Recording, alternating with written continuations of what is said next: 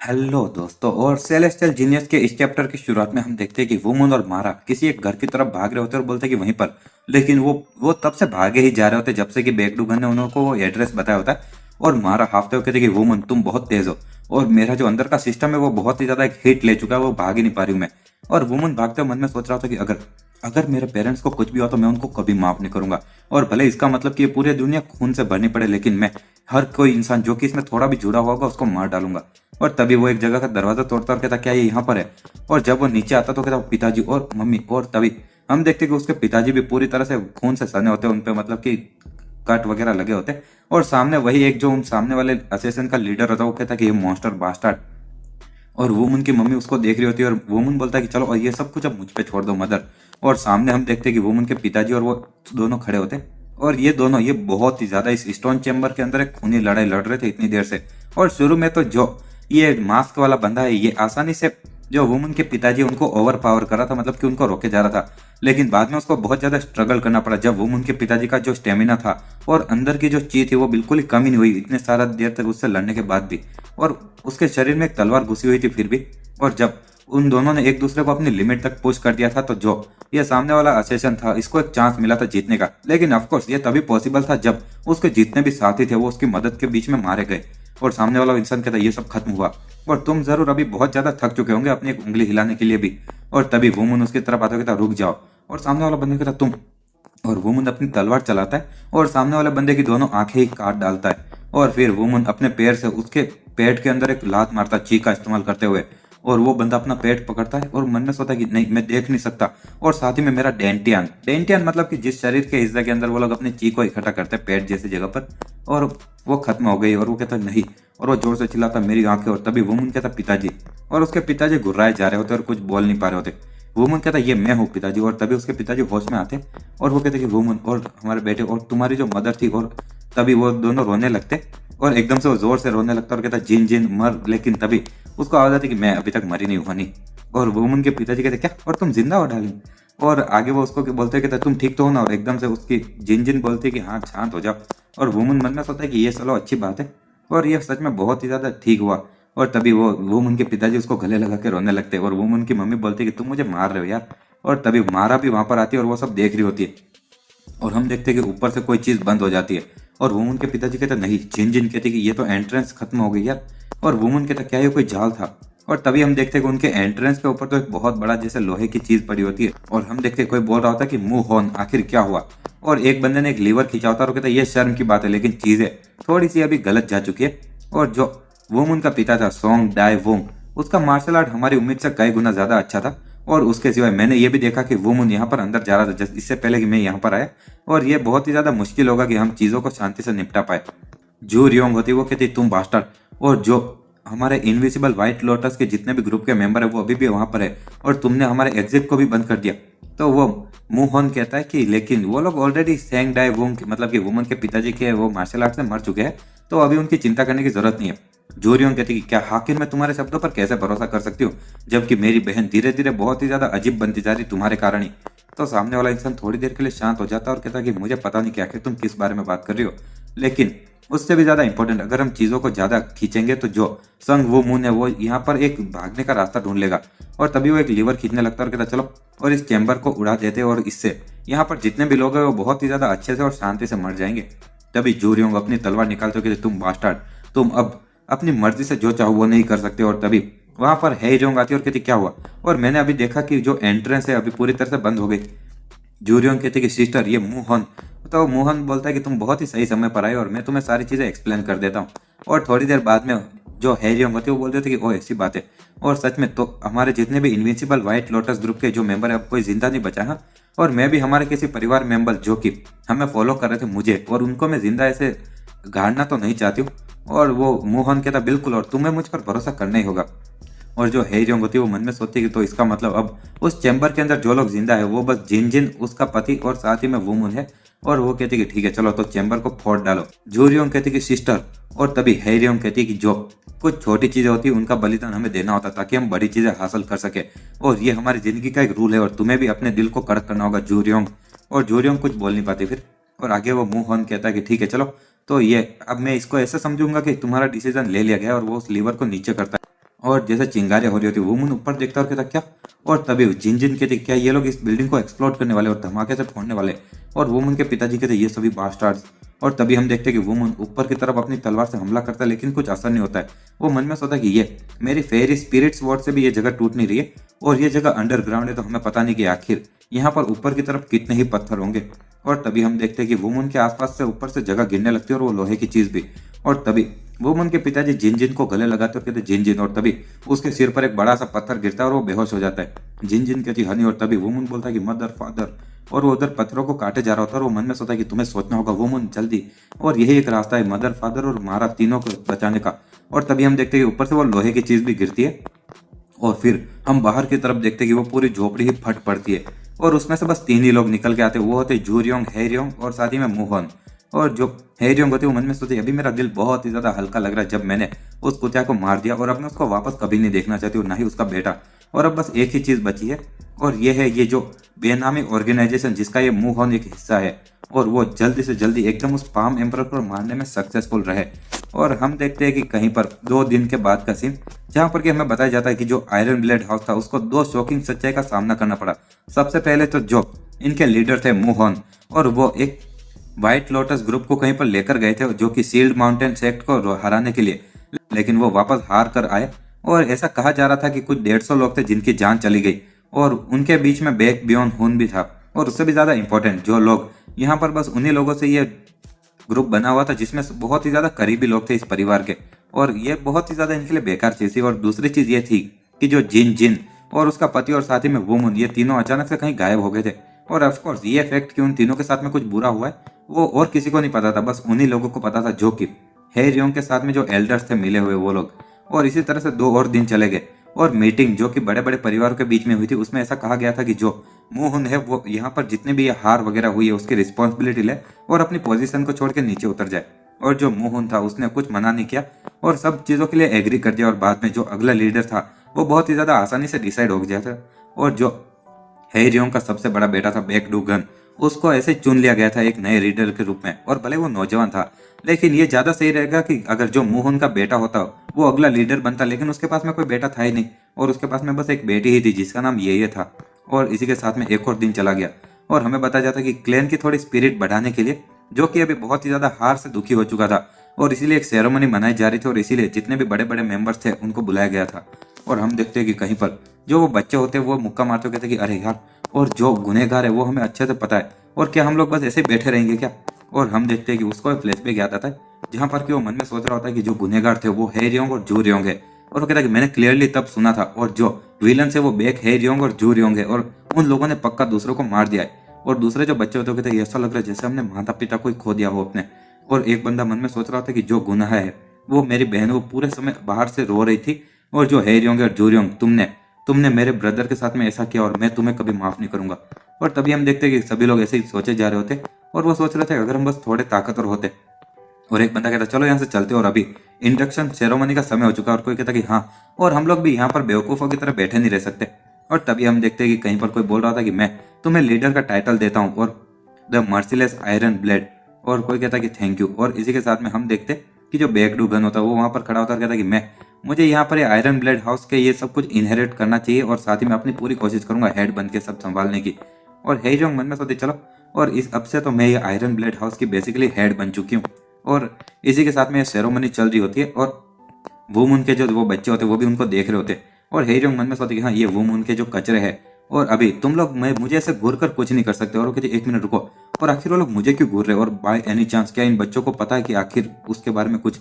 और जो वो अनाथ बच्चे होते हैं वो उस हैरियोंग को घूर रहे होते हैं और हैरियोंग मन में सोचती हाँ वो मन के कचरों कहीं को और तुम लोग मुझे घूर कर कुछ नहीं कर सकते। और वो सोचते 1 सेकंड रुको और आखिर वो लोग मुझे घूर क्यों रहे और बाय एनी चांस क्या उन बच्चों को कुछ पता हो सकता है। और आगे वो पीछे खड़े एक आदमी से कहते कि चलो और जब ये सेरेमनी पूरी हो जाए तो एक अच्छा मौका ढूंढना और बाद में यहाँ पर ये जितने भी सॉन्ग फैमिली के ये लोग थे उससे रिलेटेड जितने भी लोग हैं सबको मार देना, भले वो लोग नौकर हो या गार्ड्स हो दोस्तों। तो वो एक बंदा कहता यस मैम। और बाद में हैरियोंग मन में सोच रहे थे कि बस एक ही इंसान जो कि जिसकी मुझे चिंता हो रही थी वो था कि बैक सेंगन और उसकी लंबी जिंदगी का अंत भी जल्दी होगा पाम एम्परर का और यही वो अंत है। और इसी के साथ में हम देखते हैं कि तभी वहां पर जो वुमन के साथ में टाइगर होता है वो भागते हुए आ रहा होता है और वो एकदम से उस हैरियोंग की तरफ बढ़ता है। लेकिन एक जो बंदा होता है वो अपनी तलवार चलाकर उसको काट देता है और दूसरे जो बच्चे होते हैं वो कहते हैं ईयून, और जो ईयून होती है वो जमीन पर गिर जाती है। एक बंदा कहता है 1 मिनट, ये तो वही है ना वो मून का व्हाइट टाइगर। और दूसरा बंदा कहता है 1 मिनट, लेकिन ये पूरे उस परिवार के साथ में मर नहीं गया था क्या? और जो ये होती है वो मन में सोचती ईयून। और तभी वो बंदा कहता तुम बच्चे, और क्या तुम अपने मालिक के कारण पागल हो गए क्या? तुम्हारी हिम्मत कैसे हुई ऐसे बाहर आकर घुराने की? और लेकिन वो और मारे जा रहा होता ईयून को। और जो हैरियंग होती है वो मन में सोचती कि सारी चीजें, हर एक जिसके भी उस जिन से थोड़ा बहुत भी रिलेशन है, वो सारी चीजें मुझे दर्द ही दे रही है, दिमाग खराब कर रही है सिर दर्द देकर। और जो ईयून होता है वो अभी भी घुर्राया जा रहा होता है। और कुछ लोग कहते हैं कि आखिर ये संग वुमन का जो ये सफेद वो टाइगर का बच्चा वो ऐसे क्यों एक्ट कर रहा है, और ये बस हैरियंग के पीछे ही जा रहा है जानबूझकर। और जो ये होती है वो कहती है ईयून आखिर क्यों? और तभी एक बंदा कहता है 1 मिनट, और ईयून ना, और मुझे लगता है कि उसको कुछ पता है। और दूसरे लोग भी कहते हैं कि हम बस इस चीज को ऐसे ही नहीं जाने दे सकते। और ये सारे वही अनाथ बच्चे होते हैं। और तभी कोई कहता तुम कचरो, आखिर तुम कर क्या रहे हो, और अभी के अभी तुम्हारी तलवारों को साइड में रखो। और जो वो सारे बच्चे होते हैं वो कहते हैं कि हम लोग, हमें ये ठीक रहेगा कि भले हमें बाद में कोई चांस ना मिले, लेकिन हैरियंग और जूरियंग, तुमने हमारे सोंग फैमिली के बाकी सारे मेंबर्स को मार दिए, जिनको कि हम नौकरी करते थे और जिनके हम सेवा करते थे। और हम लोग तुम्हें यहीं पर मार देंगे इसी वक्त, और भले ही ये आखिरी चीज हो जो हम करेंगे। और हैरियंग मन में सोचते आखिर आखिर इन सभी कचरों को हमारा सीक्रेट कैसे पता चल गया। और तभी जो हैरियंग होती है वो बेगडू गन को देखते हुए सोचते आखिर ये कैसे हुआ। और तभी बेगडू गन अपनी तलवार निकालता और कहता है ये सारे बास्टर्ड, इनकी हिम्मत कैसे हुई मेरी इंसल्ट करने की, और साथ ही में मेरी मम्मी की, लीडर की मम्मी, और आखिर तुम कर क्या रहे हो, और सभी लोगों को तुरंत मार दो। और जो वो गार्ड होता है वो तलवार चलाते हो कहते हाँ, और तुम सभी भिखारी हो अब मरो। और जो वो बच्चे होते हैं वो भी उसकी तरफ जाते हो कहते कि भले हम लोग यहाँ पर मरे लेकिन हमें कोई पछतावा नहीं होगा। और तभी किसी की आवाज आती है कि रुक जाओ, और ये होता है वुमन, और वो वहां पर एक एंट्री लेकर आ जाता है। और यून भी उसको देखती है। और जो सारे लोग होते हैं वो देखकर चौंक जाते हैं और कहते हैं वुमन, और वो जिंदा है। और जो ये होती है वो कहती है कजन। और जो जूरियों होती है वो कहती नहीं। और जो लीडर होता है वो कहता है हाँ सम वुमन। और हैरियंग कहते आखिर ये बच्चा जिंदा कैसे है। और वुमन कहते तुम लोग काफी ज्यादा सरप्राइज हो चुके होंगे ना, क्योंकि कोई ऐसा जिसको कि तुम लोग सोच रहे थे तुमने पक्का मार दिया और वो जिंदा बच के वापस आ गया, हाँ कजन। और इसी के साथ में हम थोड़ा फ्लैशबैक देखते जहाँ पर कि वुमन सोच रहा होता कि तुम्हें कुछ करना होगा वुमन, और इसी तरह से तुम मदर, फादर और मारा को बचा सकते हो। लेकिन तभी वो ऊपर से वो लोहे की चीज गिरती है और वो मन में सोचता मुझे जल्दी सोचना होगा, और चलो, और मुझे ये सेलेस्टियल ब्रश स्वॉर्ड स्टाइल के मूवमेंट का इस्तेमाल करके हर किसी की रक्षा करनी होगी। और जो तीसरा कंप्लीट मूव है ब्रश स्वॉर्ड स्टाइल का, और फोकस करना होगा, और एक फोकस करके मैं एक पल को कई घंटों में बदल सकता हूँ मेरे लिए। और गोल्डन कैसल आयरन की जो वॉल है ये पॉसिबल हो सकता है। और इसी के साथ में वो अपनी तलवार चलाता है और जो वो लोहे की चीज गिर रही होती है उसको काटने लगता है। और जो जिन जिन होती है वो देखते हो मन में सोचती ये तो की ऑफ डेस्परेशन है, और इसका जो कॉन्सेंट्रेशन है वो उसकी लिमिट से पार जा चुका है, और ये एक स्पिरिट डिमन के, और अब ये एक स्पिरिट डिमन के लेवल तक पहुंच चुका है। और हम देखते हैं कि वुमन अपनी तलवार चलाए जा रहा होता है और वहां पर कट मारे जा रहा होता है। और जिन जिन मन में सोचते कि जो एनर्जी स्वॉर्ड है वो उसने अपनी आत्मा जैसे उसमें पूरी डाल दी, और ऑलमोस्ट ऐसा लग रहा है जैसे कि वो अपनी लाइफ फोर्स का इस्तेमाल करके तलवार चला रहा है। और जिन जिन कहती नहीं, और अगर तुम ऐसे ही चलते रहोगे तो तुम मारे जाओगे। और वहां पर वुमन अपनी तलवार चलाए जा रहा था और मारा पीछे से आते हुए कहती चलो, और मैं भी अपनी चीज तुम्हारे शरीर में डाल रही हूँ। और वुमन कहता थैंक्स मारा। और इसी के साथ में हम देखते हैं कि वुमन जैसे वो तलवार चलाकर पूरे एक शील्ड ही बना देता है, और वो मन में सोचता मैं इधर हार नहीं मान सकता। और मारा की भी चीख खत्म होने लगती है और दोनों के मुंह से खून निकल रहा होता है। और तभी हम देखते हैं कि जो ऊपर से वो लोहे की चीज होती है वो पूरी खुलकर साइड में गिर जाती है, और वुमन वहां पर रुक जाता है। मारा कहती कि वुमन ये काम हो गया। वुमन कहता थैंक्स मारा, और तुमने बहुत मदद की। और इसी के साथ में वो बेहोश होकर गिर जाता है, और वुमन की मम्मी उसका नाम चिल्लाती है, और मारा कहती कि वुमन बस बेहोश हुआ है बाकी सब ठीक है। और वुमन की मम्मी कहती मारा, और बाद में मारा कुछ दवाइयां निकालते हुए कहते कि ये जो असेसियंस का बेसिक ट्रीटमेंट है और मैं अब ये तुम्हारे ऊपर शुरू करने वाली हूँ। और इसी के साथ में वो जिन जिन वगैरह को अपने ट्रीटमेंट देती है। और आगे हम देखते हैं कि मारा वो वुमन के पिताजी को देखते हुए कहती है जो भालू है वो बेहोश हो गया, लेकिन उसकी जो मसल्स है वो अपने आप से हील हो रही है। जिन जिन कहती कि भले ही हम लोग ये बोले कि उसकी बॉडी अपने आप हील हो रही है, लेकिन मारा वो जरूर मर जाता अगर ये तुम्हारे ट्रीटमेंट के कारण नहीं होता, और मैं सच में बहुत ही ज्यादा शुक्रगुजार हूँ तुम्हारी। और मारा वहां पर देखते हुए कहती ये इंसान जिस इंसिडेंट के पीछे है वो, और इसी के साथ में वो सोच रही होती है हैरियंग के बारे में और गुस्सा हो रही होती है, और वो मन में सोचती क्या यही है जिसे लोग गुस्सा बुलाते हैं। और इसी के साथ में हम देखते हैं कि जब वो घर वगैरह टूट चुका होता है और वुमन उठता है और कहता मारा आखिर पेरेंट्स का क्या हुआ। मारा कहती दोनों ठीक है और सो रहे और उनको ट्रीट किया जा रहा है। और वुमन कहता थैंक गुडनेस और थैंक्स मारा। और वो मन में सोचता है कि हम अभी एक हील होने का एक ही रास्ता है और मेरे डैमेज हुए डेंटियन को। और तभी हम देखते हैं कि वो उसी एलिक्सर का एक और बूंद पी लेता है, और जब वो ऐसा करता है तो वो वापस ध्यान लगाने लगता है और सोचता है कि अनब्रेकेबल सेलेस्टियल मास्टर का जो आर्ट है वो मेरे डेंटियन को हील कर देगा। और आगे कहता मारा तुम्हें भी इसमें से एक बूंद पीनी चाहिए और इससे तुम्हारी मदद होगी। और वो मन में सोचता है अगर ये मारा है तो मैं उस पर भरोसा कर सकता हूँ, और मारा भी उसमें से एक बूंद पीती है और वो भी ध्यान लगाने लगती है। आगे हम देखते हैं कुछ समय के बाद में वुमन बोलता है कि मदर फादर, और ये बहुत ही ज्यादा अच्छी चीज है और जो मारा का इमरजेंसी ट्रीटमेंट है वो काम कर रहा है। और आगे वो रोते हुए कहता है कि ये एकदम अच्छे से काम कर रहा है। और तभी वो अपने दोनों हाथ उनकी तरफ करता है और वो सोचता है कि चलो इतनी ची के साथ में मैं अभी अगले कुछ दिनों तक टिक सकता हूँ, और अगर मैं अपनी ताकत को मारा के साथ में कंबाइन करूँ तो हम इस जो ऊपर से जितनी भी चीजें गिरेगी उनके सामने रुक सकते हैं और ऊपर की तरफ होल कर सकते हैं और बैक है रियोंग। और जब मैं जिंदा लौटूंगा तो मैं तुम्हारी सारी चीजों को खत्म कर दूंगा, भले कुछ भी हो जाए। और इसी के साथ में हम 5 दिन बाद का सीन देखते हैं, जबकि वुमन वहां पर वो खोद कर बाहर आ जाता है और कहता चलो जल्दी से, और ये काम हो गया। और अभी हम नोबल लीग के व्यापारी ग्रुप जहां पर की सियोन होती है वहां का सीन देखते हैं, जहां पर कि कोई बोलता है कि नहीं, और आखिर तुम सभी लोगों को इतनी चोट क्यों लगी हुई है, और जल्दी से कोई डॉक्टर को बुलाओ। वुमन कहता है कि कामरेड, और चलो मुझे मेरा मानना है कि तुम ठीक तो हो ना। और सियोन कहती है हाँ बिल्कुल, लेकिन आखिर तुम लोगों को क्या हुआ, और कामरेड और आखिर तुम मुझे ऐसे क्यों बुला रहे हो। वुमन कहता है कि मेरे पास में अभी ज्यादा समय नहीं है तो इसीलिए मैं तुम्हें जल्दी जल्दी बता देता हूँ। और थोड़ी देर बाद में वुमन बोलता है कि बस ये सारी चीजें हुई और अब इसके बाद में मुझे तुमसे एक एहसान मांगना है। सियोन कहते हैं आखिर वो क्या है। और तभी वुमन पीछे जाता है और उसके मम्मी पापा और मारा तीनों के गले पर मारकर उनको बेहोश कर देता है। और आगे वो कहता है कि मैं जल्दी वापस आऊंगा तो तुम मेरे परिवार का मेरे लिए ध्यान रखना, समझ गई। सियोन कहती नहीं, और ये तो लापरवाह है अकेला जाना। वो मुन कहता नहीं, ये लापरवाह नहीं, और तुम्हें मुझ पर भरोसा नहीं क्या। तो सियोन कहते नहीं, मुझे तुम पर भरोसा और इसीलिए तुम ये मत करो, मतलब कि तुम्हारे नाना जी पाम एम्परर से भी तो बात कर सकते हो जब तुम्हें उनसे अगली बार मिलोगे। तो वुमन कहता है कि नाना जी ने मुझ पर भरोसा किया था और चले गए थे, इसलिए मुझे ये करना ही होगा। सियोन कहते तो मैं भी तुम्हारे साथ में चलूंगी, और 2 हाथ से तो 4 हाथ बेहतर ही होते नहीं। वुमन कहता है कि ये और भी ज्यादा खतरनाक है तुम्हारे साथ में जाना अकेले जाने से, तो क्योंकि अभी अभी तुम मेरे लिए बस एक बोझ जैसी रहोगी जिसका मुझे ध्यान रखना पड़ेगा। और सियोन रोते गिरे तो, और वुमन मन में सोचे कि अगर मैं उससे इस तरह से बात नहीं करूंगा तो वो मुझे फॉलो करेगी किसी भी कीमत पर, और बस तुम इंतजार करो हे जियोंग, और मैं जल्द ही आकर तुम्हें क्रश कर दूंगा। और ऐसा बोलते हुए हमारा ये चैप्टर भी यही खत्म होता है। जो सियोन होती है वो बोलती होती है कि चलो मुझे भी अपने साथ में लेकर चलो तब तो, क्योंकि 4 हाथ 2 हाथ से तो बेहतर ही होते। तो वुमन बोलता है कि नहीं, तुम्हारे साथ में जाना तो और भी ज्यादा खतरनाक होगा अकेले से जाने से भी, क्योंकि मेरे लिए अभी तुम बस एक बोझ हो जिसका कि मुझे ध्यान रखना पड़ेगा। और सियोन कुछ बोल नहीं पा रही होती और वुमन मन में सोचता है कि अगर मैं उससे इस तरह से बात नहीं करूंगा तो वो मुझे किसी भी कीमत पर फॉलो करेगी। सियोन कहती कि ये बिल्कुल भी फेयर नहीं है, और अब तो मैं तुम्हारे साथ में जाने की जिद भी नहीं कर सकती क्योंकि तुमने अभी भी वो कहा। तो वुमन उसके सिर पर हाथ रखते हो कहता तुम समझदार हो तो इसलिए मुझे तुम पर भरोसा है कि तुम मेरी बात समझ पाओगी, और चलो, और मैं तुम्हें पता चलेगा उससे पहले वापस भी आ जाऊंगा, तो प्लीज हो सके वो सारी चीजें इधर करने की कोशिश करना, और जब तुम इंतजार करो। सियोन मन में सोचे कि मुझे तुम पर भरोसा है लेकिन फिर भी तुम्हें सुरक्षित आना होगा, लेकिन क्योंकि तुम कोई ऐसे हो अब जो मेरे लिए बहुत ज्यादा स्पेशल हो, बहुत ही ज्यादा कीमती। और वुमन वहां से जाते हो तो चलो, और मैं यहाँ पर जाकर उन सभी लोगों के लिए सब कुछ बिगाड़ कर आता हूँ और बाद में वापस यहाँ पर आ जाऊंगा। और अभी हम दूसरी जगह का सीन देखते हैं जहाँ पर कि हैरियोंग बोलती कि ओए, और आखिर तुम यहाँ पर कैसे हो। वुमन बोलता है कि तुम काफी ज्यादा सरप्राइज हो चुकी होगी ना, क्योंकि कोई ऐसा जिसको कि तुम सोच रही थी कि वो मर चुका है और तुमने मार ही डाला है और वो जिंदा बच के आ गया। हाँ कजन। तो हैरियोंग कहती कि तुम सच में एक किसी कॉकरोच से भी ज्यादा दिमाग खराब करने वाले हो, और किसने सोचा होगा कि तुम वापस जिंदा आ जाओगे। तो जो जूरियोंग होती है वो कहती सिस्टर, और वो मन में सोचती कि वो अपना गुस्सा कंट्रोल नहीं कर पा रही है और सभी लोगों के सामने ही अपने गुनाह उसने कबूल कर दिया यार, देखा जाए तो, और ये इडियट कही। और सभी लोग दूसरे जो होते हैं वो कहते हैं मुझे यकीन नहीं होता, और आखिर क्या इसका मतलब। तो जो वो पीले बाल वाला बंदा होता है जिसके हाथ में पंखा होता है, वो मन में सोचता है कि मैंने उसको एक ऐसा ड्रग खिलाया था जिससे कि वो अपने खुद के जो खून है, मतलब कि खुद के रिश्तेदार, उनको भी मार सके और उसको ज्यादा कुछ मतलब ऐसे मन में लगे ही ना।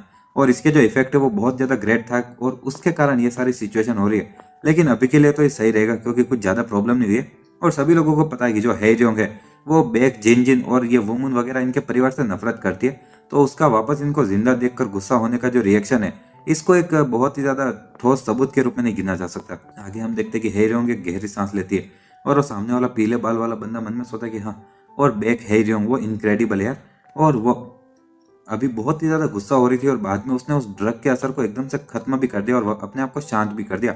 एक बंदा कहता नहीं नहीं, और नामुमकिन, और तुम जिंदा थे। और वुमन बोलता है कि हाँ सॉरी तुम लोगों को चिंता कराने के लिए यार। और एक बच्चा बोलता है कि मुझे पता था कि ऐसा तो हो ही नहीं सकता, आप मर सकते हो। दूसरा बच्चा बोलता है कि हाँ, और आखिर उनको लगता है क्या कि हमारे मास्टर है कौन। और पहला वाला कहता है तो बाय एनी चांस क्या दूसरे लोग भी जिंदा है, और क्या सभी लोग जिंदा है। वुमन बोलता है कि हाँ वो लोग जिंदा है तो तुम चिंता मत करो, और सभी लोग बोलते हैं कि कितनी अच्छी बात है, और आपस में रो रहे होते। और वुमन ने यून को अपने हाथों में उठा रखा होता है और फिर वो अपनी ची उसमें डालते कहता है सॉरी यून, और तुम एक इंसान नहीं हो तो मुझे पता नहीं कि आखिर मैं अपने ये सेलेस्टियल मास्टर के इमोर्टल आर्ट से तुम्हारे घाव को ठीक कर सकता हूँ कि नहीं। और यून मियाओ मियाओ कर रही होती बिल्ली की तरह। और वुमन को देखता और कहता एक मिनट, और मैं उसके शरीर के अंदर के स्ट्रक्चर को ऐसे देख पा रहा हूँ जैसे कि ये मेरी ही बॉडी हो, और क्या ये स्पिरिचुअल कनेक्शन है और ये बहुत ही ज्यादा रेयर फिनोमिनन है। तो इसका मतलब कि इयुन ने मुझे एक्सेप्ट कर लिया है। और इसी के साथ में वुमन बोलता है कि ओए और बैक है रियोंग, और जिन लोगों ने दूसरे लोगों के साथ में चाल चली होती है वो किसी और पर भी भरोसा कर नहीं सकते, और उनको हमेशा ऐसे लगता है कि दूसरे सारे लोग भी उनके सामने चाल चल रहे होंगे, और इसीलिए वो पीठ में छुरा घोंपने के लिए तैयार रहते। हैरियोंग कहती और वुमन कहता है कि जो तुम लोगों ने हमारे लीडर बैक मूहून को अपनी जगह से हटाने के लिए जो वो हार हरवाई थी उनको जानबूझकर, और बाद में अपने बेटे को हेड बना दिया था, और जिस इंसान ने सबसे बड़ा रोल प्ले किया था इसमें, और वो था इनविंसिबल व्हाइट लोटस बैटेलियन का जो लीडर बैक ब्यूम हुन।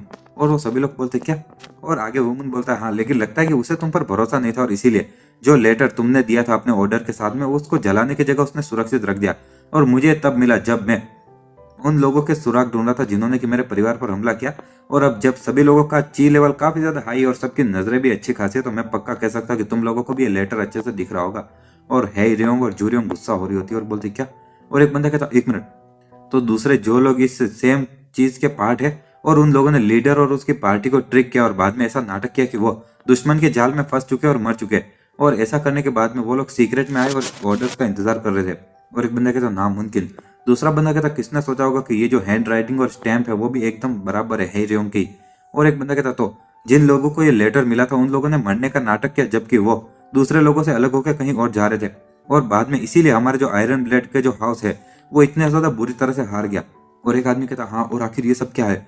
तो तभी हैरियोंग कहती है कि शट अप, और एक हमला करती है, और वो ची वाला हमला उस बुढ़े आदमी की गर्दन काटने ही वाला होता है। तभी हम देखते हैं कि दूसरा एक हमला आकर उसको रोक देता है, और वो बुढ़ा आदमी कहता है लेकिन ये क्या। वुमन बोलता है कि मैं उन लोगों को नहीं खो सकता जो अब आखिरकार मुझे बैकअप देना शुरू हुए और मेरे साथ में फॉलो कर रहे मुझे। और हैरियोंग कहती हाँ अभी नहीं। और वो मन में सोचती जो एल्डर्स जिन्होंने कि मेरे साथ में ये सारी चीजों की प्लानिंग की थी वो अभी धीरे धीरे भटकने लगे, और वो अभी मेरा पीछा छोड़ने वाले, और मुझे हो सके उससे पहले कुछ करना होगा, इससे पहले कि वो मुझसे पूरे पीठ मोड़ ले। और आगे वो मन में बता रही होती ची का इस्तेमाल कर कर कि अभी मैं वॉइस ट्रांसमिशन इस्तेमाल करूंगी, तो तुम सभी लोग ध्यान से सुनो, और अगर तुम अभी मुझे छोड़कर पीछे हट गए तो मैं तुम सभी लोगों के करप्शन को एक्सपोज कर दूंगी। और हमारे पास में और कोई रास्ता नहीं था, लेकिन ये फैक्ट कि ये जो हार है ये सीक्रेटली हुई है, और अगर तुम मुझे धोखा दोगे तो ये सारी चीजों के साथ में मैं तुम्हें भी अपने साथ में नर्क में लेकर जाऊंगी। और वो दूसरे जो कुछ एल्डर उसके साथ में मिले होते जिनको ये सुनाई दे रहा होता है वो लोग बोलते हैं कि अभी हम लोग इसके बारे में कुछ कर नहीं सकते। और तभी जो अभी वाला लीडर होता है वो बोलता है कि क्या तुम्हें सच में फैमिली का हेड बनने की इतनी ज्यादा जरूरत थी, तो आपको बस मुझे बोल देना चाहिए था, और तो मैं अपनी मर्जी से ही आपको ये हेड की पोजीशन दे देता। और आखिर आपने इन जैसे इससे ऐसे कभी माफ ना किए जा सकने वाले गुनाह क्यों किए। और हैरियोंग और जूरियोंग अभी भी वो सुनने जा रही होती। वो उन मन में सोचता है कि जो पहले वाला हमारा लीडर था वो बहुत ही ज्यादा दयालु और जेंटल था, और इसीलिए वो अपने दोनों बड़ी बहनों को फिक्स नहीं कर पाए जो कि अपनी ताकत का अब्यूज कर रही थी। और एक बंदा कहता बेक हैरियोंग, और क्या तुमने सच में ये किया था। दूसरी एक औरत कहती कि तुम बेदर्द इंसान कही की, और आखिर तुम अपने ही परिवार को कैसे मार सकती हो। और दूसरे लोग भी बोल रहे थे कि मेरा बेटा वो उन 20 लोगों में से जो कि अभी मरे, और मैं तुम्हें कभी माफ नहीं कर सकता। और कोई बोल रहा था कि आंटी और तुम्हें एकदम सही सजा मिलेगी जो कि आपने मेरे बड़े भाई के साथ में किया है। और क्या तुम सच में ये बोल रहे हो कि ये सब सच है। और जो बेगडू गन होता है वो बोलता है आखिर तुम लोग क्या कर रहे हो, और तुम लोग तो एक बेवकूफ की तरह एक्ट कर रहे हो जो कि इस वुमन नाम के बच्चे की बातों में आ गए हो। और एक बंदा कहता है ये सारी बकवास, और क्या तुम देख नहीं सकते वो लेटर जो कि वुमन के हाथ में है, और ये इसमें लिखा हुआ है, और ये बैक हैरियोंग की हैंड राइटिंग एकदम उसके स्टैम्प के साथ में दिख रही है। बेगडू गन कहता तुम, और एक नौकरानी की तरफ इशारा करते हुए कहता सच बताओ, और ये मेरी जो मम्मी का जो स्टैम्प था वो अभी कुछ समय पहले चोरी नहीं हो गया था जब एक चोर हमारे घर में आ गया था, और जल्दी से सच बताओ। और वो ची का इस्तेमाल करके बोलता जल्दी से बोलो जल्दी। और वो नौकरानी डर जाती और कहती कि हाँ, और वो स्टैम्प को चुरा लिया गया था और ये बात सच है। और आगे वो बेगडू गन कहता तुम बदमाश बच्चे कहिए, और एट लास्ट हमें पता चल गया कि आखिर मेरी मम्मी का वो स्टैम्प किसने चुराया था, और तुम्हारी हिम्मत कैसे हुई मेरी मम्मी के वो स्टैम्प को चुरा कर एक नकली लेटर बनाने की। और वुमन ऐसे चुपचाप देख रहा होता है। एक बुढ़ा आदमी कहता तुम्हें क्या लगता है कि कौन ऐसी ये फालतू और जल्दीबाजी वाली स्टोरी पर यकीन करेगा, और जो हैंड राइटिंग है वो बिना किसी शक के है बैक हैरियोंग की ही है। और उसके सिवाय जो हैरियोंग है अभी अभी मुझे मारने की भी उसने कोशिश की थी, और ये उसके खुद के गुनाहों को मानने जैसा है नहीं। तो बेगडूगन कहता नहीं वो बात नहीं, और मेरी मम्मी बस थोड़ी गुस्सा हो चुकी थी क्योंकि वो सारे एल्डर जो कि वुमन की बातें सुन रहे थे और उसके तरफ बहक जा रहे थे, और इसीलिए। तो वो बुढ़ा आदमी कहता हाँ ये भी साला बच्चा भी उसकी माँ जैसे ही हो। और इसी के साथ हमारा ये कि जो जूरियोंग होती है वो मन में सोच रही होती है ऑफकोर्स ये जो कहानी है जल्दबाजी में बनाई गई है, और तुम ये सुनकर ही बता सकते हो अगर तुम थोड़ा सा भी सोचोगे। लेकिन वो लोग जो हमारे घर के हैं उनका जो कनेक्शन है वो हमारे साथ में बहुत ही ज्यादा गहरा है, इस वुमन से तो ज्यादा ही। और दूसरी तरफ देखा जाए तो मेरे और मेरी बहन का जो डर है वो जड़ों के अंदर इनके अंदर घुसा हुआ है और वो लोग अभी यहाँ पर हमारे सामने गद्दारी करने की कोशिश नहीं करेंगे। और भले वुमन यहाँ पर सच बोल रहा हो, लेकिन अगर तुम उसकी बातों का यकीन करोगे तो तुम अपनी जिंदगी को खतरे में डाल दोगे और तुम तो एक सुरक्षित रास्ता ही चुनोगे और हमें ज्वाइन करना चाहोगे नहीं। और दूसरे लोग बोलते कि हाँ हाँ, और ऐसा तो हो ही नहीं सकता। और सभी लोग रोते हुए बोलते कि हाँ बिल्कुल, और मेरा बेटा कभी घर को धोखा नहीं दे सकता। और एक औरत भी बोलती कि हाँ, मेरा बेटा कोई ऐसा मर्द नहीं है जो कि ऐसे रणभूमि को छोड़कर चला जाएगा बस एक लेटर के कारण। वो मन में सोचता है कि जैसा मुझे लगा था। और यहाँ पर ज्यादा लोग हैं जिनको कि सच्चाई का पता है, लेकिन वो मान नहीं पा रहे उसको। और कुछ ऐसा इसलिए क्योंकि वो लोग ये एक्सेप्ट नहीं कर सकते कि उनका परिवार वाला जो है, जो मर चुका है, उसने परिवार को धोखा दिया है। और दूसरे लोग इसलिए क्योंकि वो उस हेरोंग और उसके लोगों के द्वारा बदला लिए जाने से डरते हैं। और तभी वो सभी लोग बोल रहे थे कि हाँ, और हमारे बच्चे को ऐसे नहीं जो कि घर को गद्दारी में फेंक दे, और वो लोग कभी भी अपने परिवार को खतरे में नहीं डालेंगे ताकत के लिए। और मैं पक्का कह सकता हूँ कि मेरा बेटा बहुत ही ज्यादा वो लड़ाई के अंदर ही मारा गया, घरों की मौत। और वो मन में सोचा कि अरे यार, और अभी ऐसे कोई लोग नहीं है क्या जो कि इस बेहरियों के सामने खड़े रह पाएंगे। और तभी वो जोर से चिल्लाता साइलेंस, और वो इतनी जोर से चिल्लाता कि सभी लोग अपने कान पकड़ लेते। आगे वुमन बोलता है कि आखिर हमारे ये आयरन ब्लेड हाउस के अंदर जो ये आयरन ब्लेड कहा जाता है किस चीज को रिप्रेजेंट करता है। तो साइड में कुछ जो व्हाइट लोटस ग्रुप के लोग होते हैं, एक बंदा कहता है कि सबसे पहला जो है वो है दिमाग की सच्चाई, और दूसरा है कि तुम कभी भी एक आसान रास्ते पर जाने के लिए सही रास्ते को रिजेक्ट नहीं करोगे और हर दिन तुम लड़ाई में ही रहोगे। और तीसरा ये है कि तुम अपना नेचर बहुत ही ज्यादा रफ बनाओगे, ना कि कोई आराम वाले और लग्जरी वाली चीजों में नहीं डालोगे। तो वुमन कहता तो आखिर हमारे आयरन ब्लेड के जो अभी का घर है, और ये कोई ऐसा घर है क्या जो हमारे आयरन ब्लेड घर को रिप्रेजेंट करता है ना। और वो सामने की तरफ इशारा करते हुए कहता है आखिर कब से हमारा आयरन ब्लेड हाउस ये ऐसे लग्जरी और प्लेजर के अंदर पड़ा हुआ था। और तभी जो वुमन था उसका जो अनब्रेकेबल सेलेस्टियल मास्टर का इमोर्टल आर्ट था, इसके अंदर जो एसेंस है वो पवित्रता की और टाओइस्ट मार्शल आर्ट की। तो जब वो अपने ची का इस्तेमाल करके कुछ भी बोलता था तो उसके अंदर एक ऐसा इफेक्ट होता था कि दूसरे लोगों के अंदर जैसे कोई चीज जाग जाए। और जो बेकडू गन होता कहता एक मिनट और उसकी बकवास मत सुनो, और बिल्कुल भी मत। और तुम्हें पता है ना कि ये कोई समय नहीं कि ऐसी चीजें वो बोल सकता है। लेकिन तभी वो मुझ उसको एक जोरदार मुक्का मारता है और कहता क्यों ना तुम अपना मुंह बंद करो और मेरी बात सुनो। और इसी के साथ में हम देखते हैं कि वो वहां पर दूर जाकर गिरता है। और हेरियम गुस्सा होता कहते ओए आखिर तुम्हारी हिम्मत कैसे हुई, और तुम्हारी हिम्मत कैसे हुई मेरे बेटे पर हमला करने की। और बेकडू गन भी खड़ा होता कहता ये बास्टर्ड। वुमन कहता है कि इनविंसिबल व्हाइट लोटस बैटेलियन, और आखिर यहाँ पर तुम्हारे से कितने लोग हैं। तो एक बंदा कहता है कि हमारे यहाँ पर टोटल 150 लोग हैं सर। वुमन कहता है क्या, तो तुम्हें पता है कि आखिर दूसरे जो 50 लोग थे तुम्हारे ग्रुप के अंदर उनका क्या हुआ। और उनमें से जो 20 लोग थे उन्होंने बेक हेरियम को फॉलो किया और हमारे लीडर को धोखा दिया। और बाद में वो लोग एक जगह पर आए थे जब उन लोगों ने बाकी जो तीसरे लोग थे उनको मार दिया था और मौत के दरवाजे पर धकेल दिया था। तो मतलब 50 में से 20 ही लोग बचे। और बाद में वो लोग कुछ 70 डिफेक्टर जो कि ड्रैगन रेजिमेंट के थे उनके साथ में आए और मेरे परिवार को मारने की कोशिश की। तो दूसरे लोग कहते नहीं, ये नहीं हो सकता। वुमन कहता कि हम लोग अपनी पूरी कोशिश से लड़े और हमने अपनी जान बचाई, और हम लोग यहाँ पर बहुत ही टफ लड़ाई के बाद में जीत भी गए।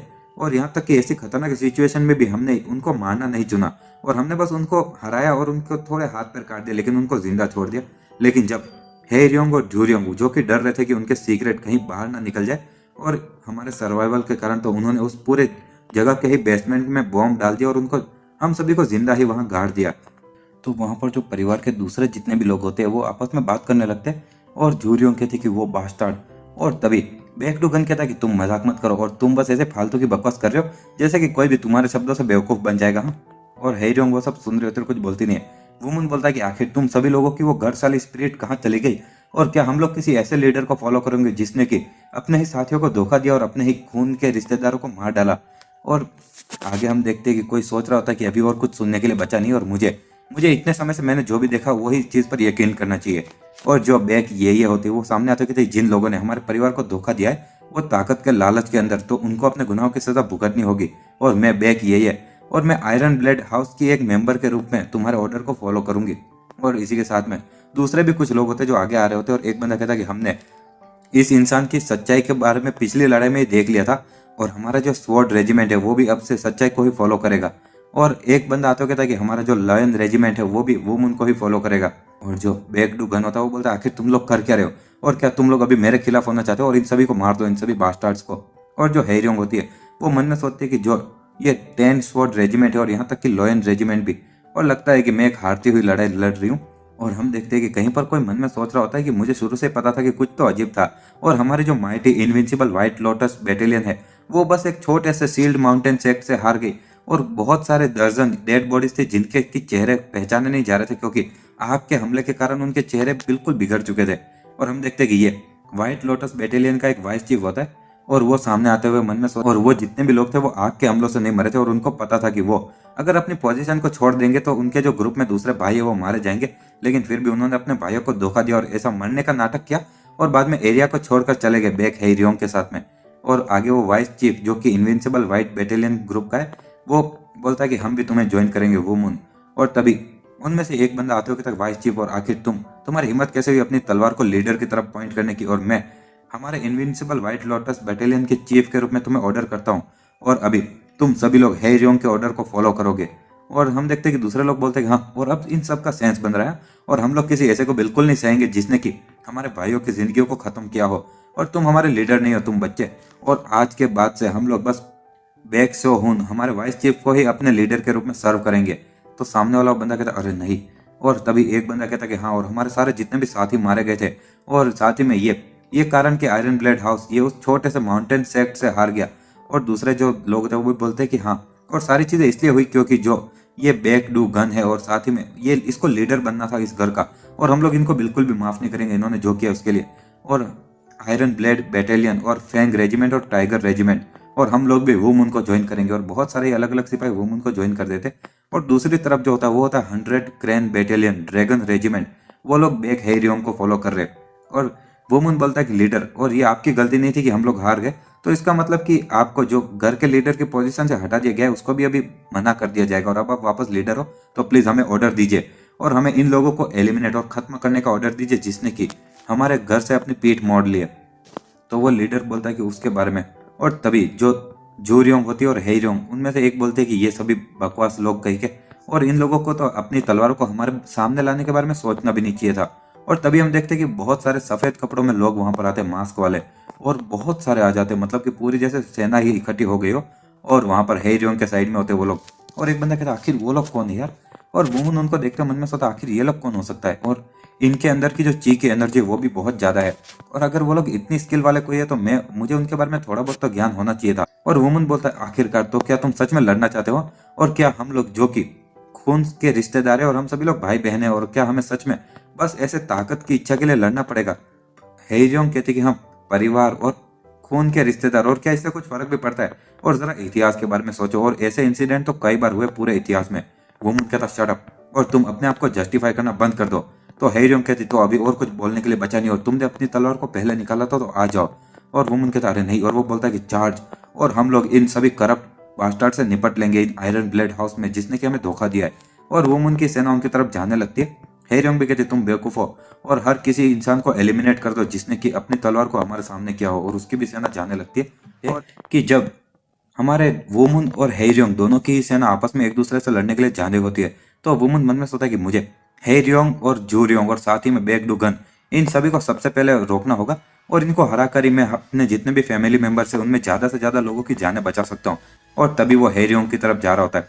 हेरियोंग अपनी तलवार निकालती है और बोलती है कि आयरन टाइप स्वॉर्ड स्टाइल, और वुमन उसकी तलवारबाजी के सामने अपनी सेलेस्टियल ब्रश स्टाइल इस्तेमाल करता है, और दोनों ही लड़ रहे होते हैं। और हेरियोंग मन में सोचते हैं आखिर किस तरह की स्वॉर्ड स्टाइल है, और ये तो पाम एम्परर के लिए भी एक मुश्किल काम होगा इस तरह की स्वॉर्ड स्टाइल बनाना, और आखिर ये पॉसिबल कैसे। और वुमन मन में सोचता है कि आखिर ये कैसे हो सकता है, और मेरे नाना जी और स्पेयर डीमन और ब्लडी क्लाउड एम्परर और साथ में ब्लेड एम्परर, इन सबको छोड़कर जो बैक हेरियोंग होंगे ये सबसे ज्यादा ताकतवर दुश्मन होगी जिससे कि मैं लड़ा हूँ।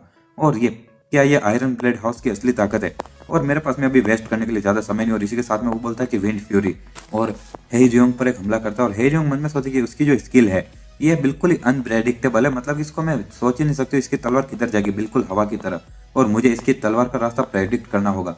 और इसी के साथ में वो वापस एक दो हमले करती है, और वुमन मन में सोचा उसने मेरे हमले की मूवमेंट को पढ़ लिया और इसको एकदम बेकार कर दिया। तो और इसी के साथ में वो अगला हमला करता है और बोलता है कि आइस स्टॉर्म।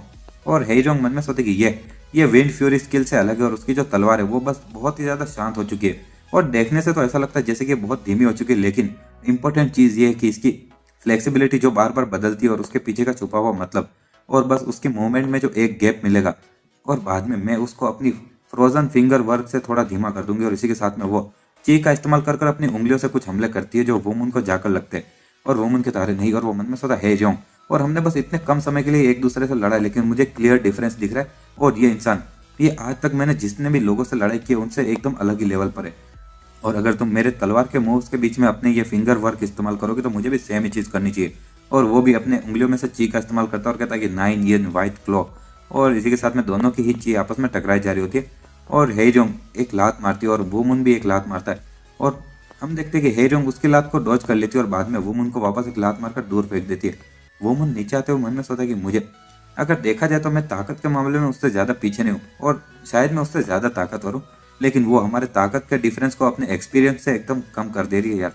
और इसी के साथ में हम देखते हैं कि पीछे से बेकडुगन, जू रियोंग और बेकडुगन का पिता, वो तीनों मिलकर और कुछ लोग जो व्हाइट यूनिफॉर्म में होते हैं वो सभी लोग हमारे वुमन की तरफ बढ़ते हैं और बोलते हैं कि मरो।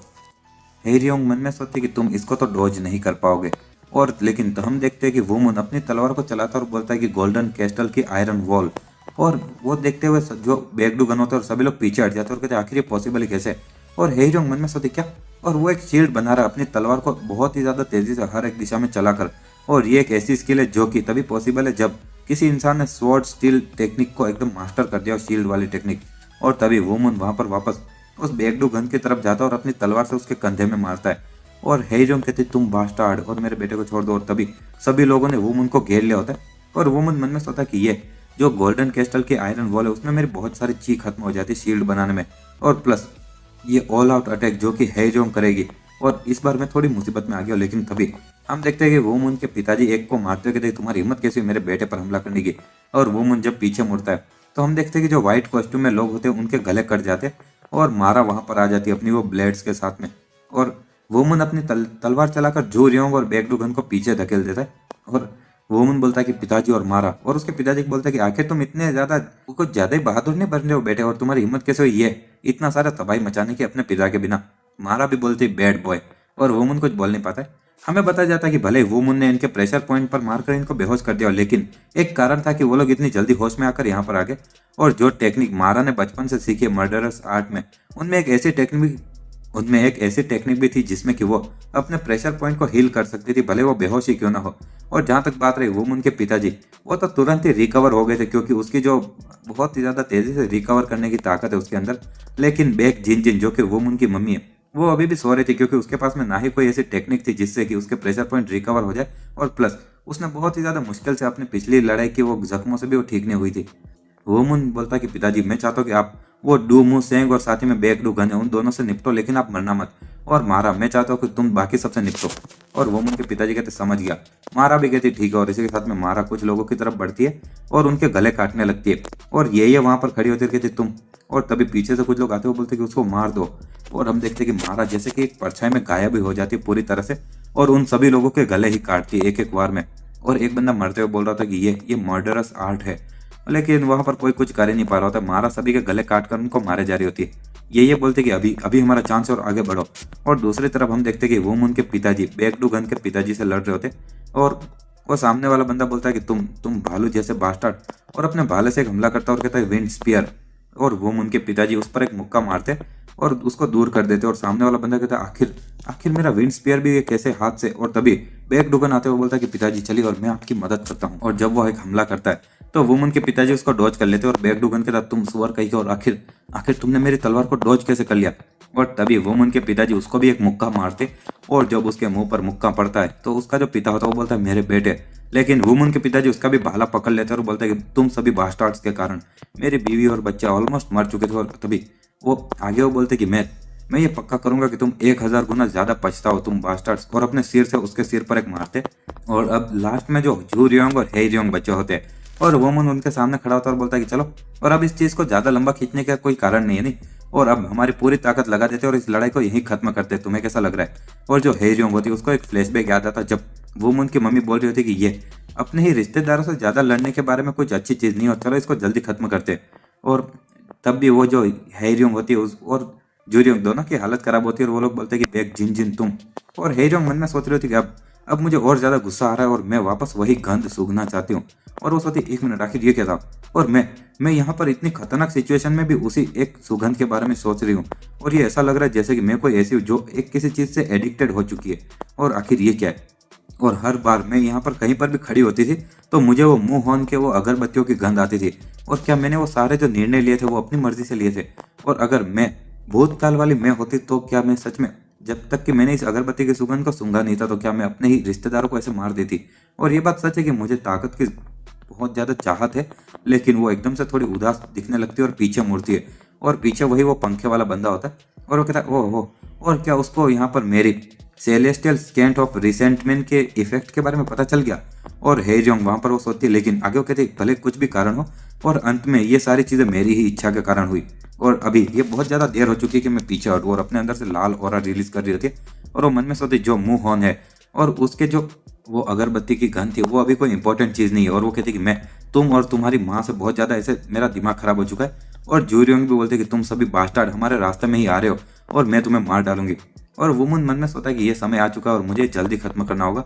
और इसी के साथ में वो सोचता है कि मैं अपनी सारी बची हुई ची का इस्तेमाल करूंगा और इस ब्लॉक के साथ में इनको खत्म कर दूंगा। और इसी के साथ में जूरियोंग और हेयोंग साथ में उसकी तरफ बढ़ती है। और इसी के साथ हमारा ये जो जूरियोंग और हेजियोंग होती है वो दोनों ही वुमन की तरफ बढ़ती है। और हेजियोंग को एक फ्लैशबैक याद आ रहा होता है कि एक लड़की, एक बहुत ही ज्यादा खूबसूरत और एकदम डॉल जैसी लड़की जो कि पाम एम्परर बैक सेंग उन वो अपने साथ में लेकर आई थी, और जिसकी कि मैं बहुत ज्यादा रिस्पेक्ट करती थी, अपने पिताजी से भी ज्यादा। मतलब कि पाम एम्परर की वो रिस्पेक्ट करती थी। और पाम एम्परर जिसने कि हमेशा मुझे और मेरी बहन को बहुत ही ज्यादा अच्छे से और प्यार से रखा था। और जब भी वो हमारे घर पे रुकते थे और वो बस बैग जिन को ही एकदम प्यार कर रहे थे जिस पल से कि वो हमारे घर में आई। और हाँ सही कहा, बैग जिन। और वो एक जीनियस थी मार्शल आर्ट में, बिल्कुल तुम्हारी तरह वुमन। और वो मन में सोच रही होती है ये सारी चीजें। आगे वो सोचते कि हम लोग भले कितने भी ज्यादा ट्रेनिंग करें हार्ड, लेकिन हम उस तक पहुंच ही नहीं पाते थे। और वो वुमन से लड़ रही होती है और दोनों तीनों की ही तलवारें आपस में टकराई जा रही होती है। आगे हेजोंग मन में सोचती कि वो एक पाम एम्परर की बेटी के रूप में पैदा हुई और इसलिए जिन के पास में प्योर टैलेंट मिले थे उसके। और जिन तुम एकदम परफेक्ट पैदा हुई थी, तुम्हारे मार्शल आर्ट एकदम परफेक्ट थे और साथ ही में तुम इंटेलिजेंट भी थी। और तुम इतनी ज्यादा ब्यूटीफुल थी कि मैं और मेरी बहन तुम्हारे सामने किसी कीड़े जैसे लगते थे, जो कि एक फायर फ्लाई हो किसी बहुत बड़े चांद के सामने। और इसीलिए मैंने कोशिश की थी कि मैं तुमसे निपट पाऊँ एक अरेंज मैरिज कर तुम्हारी, वो भी नेमकुंग फैमिली के तीसरे बेटे के साथ में, जो कि उस समय का एक प्लेबॉय कहा जाता था। और उस समय तुम भाग गई ये बोलते हुए कि तुम ना ही ये अरेंज मैरिज करना चाहती हो, ना ही तुम्हें दूल्हा पसंद है, और इसलिए मैंने अपने सारे साथियों को इकट्ठा किया था और तुम्हारे पीछे गई थी। और वुमन को कुछ कट लग रहे होते। और आगे हेजोंग मन में सोचती कि उस समय मैंने कभी भी मेरे इरादे नहीं थे कि तुम्हें मारूं मैं, और हम दोनों ही रिश्तेदार थे आखिरकार। और इनफैक्ट मैं काफी ज्यादा शॉक्ड थी जब तुम भागते हुए हमारे सामने उस चोटी से नीचे गिर गई थी। और आगे वो सोती नहीं, और आखिर उन सारी चीजों का अभी जो भी हो रहा है उसके साथ में क्या ही लेना देना, और अब उसके लिए बहुत ज्यादा देर हो चुकी है। और आगे हेजोंग बोलते कि मैं तुम सभी सिख बास्टार्ड को मार डालूंगा, और यहाँ तक कि पाम एम्परर और वो कुतिया जिन को भी। और साथ ही में वो बोलते कि तुम सन ऑफ अ बीच और अपनी एक माउंटेन क्रशिंग आयरन ब्लेड इस्तेमाल करती है। और वहां पर वुमन और हेजियोंग के हमले टकरा रहे होते, दूसरे लोग वो देखते जा रहे होते। और वुमन मन में सोचता कि मैंने इस लेवल की ताकत को पहले कभी एक्सपीरियंस नहीं किया, और इसलिए मुझे एक रास्ता ढूंढना होगा उनकी ताकत को रोकने का। और तभी उसको एक पेंटिंग का याद आ रहा होता वापस, और वो मन में सोचता कि वो जो बड़े से पहाड़ वगैरह थे उस पेंटिंग के अंदर। और इसी के साथ में वो बोलता कि साथ ही में वो जो पहाड़ से गिरता हुआ झरना था और जो कैसल ऑफ आयरन वॉल है उसके साथ में मैं उस झरने के बहाव को भी गिराऊं, और मुझे बस वो बहुत ही बड़े उस झरने को याद करना होगा उन पेंटिंग के अंदर से। और इसी के साथ में वो अपनी जगह से कूदता है और तलवार जोर से चलाता है, और उसके जो ची होती है वो एकदम झरने की ही तरह बाहर निकल के आती है, और इसका नाम होता है गोल्डन कैस्टल आयरन शावर। और जो हेजोंग और जूरियोंग होती है वो दोनों ही उसमें जैसे बहकर नीचे गिर जाती है, और दूसरे सभी लोग वो देखते रह जाते। और वुमन वापस नीचे आता और कहता कि फ्यू, और ये खत्म हुआ। और जो ये होती है बेकडू गन और बाकी सारे एल्डर वगैरह देखते रह जाते हैं। और हम देखते हैं कि जब वुमन नीचे आता है तो जूरियोंग होती है वो बोलते हैं कि आखिर ये पॉसिबल भी कैसे है, और इस जैसे एक छोटे बच्चे से हम हार गए, और ऐसा बोलते हैं वो बेहोश हो जाती है। और पास में हेजोंग भी पड़ी होती है, और हेजोंग बोलते क्यों, और तुमने आखिर हमें मारा क्यों नहीं, और तुम पक्का हम दोनों को एक साथ में अभी मार सकते थे। वुमन बोलता है शायद ऐसा इसलिए क्योंकि हम दोनों ही अभी खून के रिश्तेदार है नहीं। और जब मैंने तुम्हारी आंखों को देखा था जब तुम मुझ पर हमला कर रही थी, तो उससे मुझे मेरी मम्मी की आंखें याद आ गई, जब जैसा कि वो दिखते थे जब उनका दिल टूटा हुआ होता था। और शायद ये चीज जो कि तुम लोगों को मारने के बारे में है, तो मेरी जो मम्मी है और नाना जी वो भी ये नहीं चाहते होंगे कि ऐसा कुछ हो, और उनके दिल के अंदर से वो तुम्हें कभी मारना नहीं चाहेंगे। और जो हेजोंग होती है वो हंसने लगती है और कहती तुम सभी कुत्तों गए को, और अंत तक तुम अभी भी मुझे एकदम एकदम इतना पैथेटिक दिखने पर मजबूर कर रहे हो। और वुमन वहां पर खड़ा होता है और वो हेजोंग मन में सोचती क्यों, और आखिर मैं पाम एम्परर की बेटी के रूप में पैदा क्यों नहीं हुई। और जो बैकडू गन होता है वो भी वहां पर खड़ा खड़ा बोल रहा था कि मदर, और वो अपनी तलवार फेंक देता है। और वुमन कहता हाँ लेकिन एक और चीज, और जब वो अभी मेरे दिमाग से एक एक सेकंड के लिए निकल गई थी और एकदम से वो बेगडू गन का गला पकड़ता है और उसको भी उसकी मम्मी के पास में ले जाकर जमीन पर पटकता है और अपनी तलवार से उसके दूसरे कंधे पर भी मारता है। और बाद में हम देखते हैं कि वो हेरियोंग जो होती है उसके भी वहां पर साइड में अपने हाथ से मारता है। आगे वोमन बोलता है लेकिन यह कारण कि मैं तुम लोगों को अभी इसलिए नहीं मार रहा हूँ, ऐसा इसलिए क्योंकि मैं हमारे आयरन ब्लेड हाउस को वापस खून के कारण और मौत के कारण नहीं बनाना चाहता हूँ। और अब मैं तुम लोगों को जब चाहूँ तब मार सकता हूँ, तो तुम अपनी पूरी जिंदगी मौत के डर में जियोगे। तो जो बेगडू गन होता है और हेरियोंग होते हैं वो कुछ बोल नहीं पा रहे होते। और तभी हम देखते हैं कि दूसरी तरफ कोई बोल रहा था कि जरा वो देखो, और ये सब कुछ अब खत्म हो चुका है। और जो वुमन के पिताजी होते हैं वो एक मुक्का मारकर बेगडू गन के पिताजी को साइड में फेंक देते हैं और वुमन अपनी तलवार उठाते हुए कहता है सभी लोग रुक जाओ, और अब ये सब कुछ खत्म हो चुका है और अपने हथियारों को छोड़ दो और सरेंडर कर दो। और बेग हेरियोंग जो लीडर जिसको कि तुम लोग फॉलो कर रहे थे वो अभी अभी अपनी लड़ने की इच्छा भी खो चुकी है।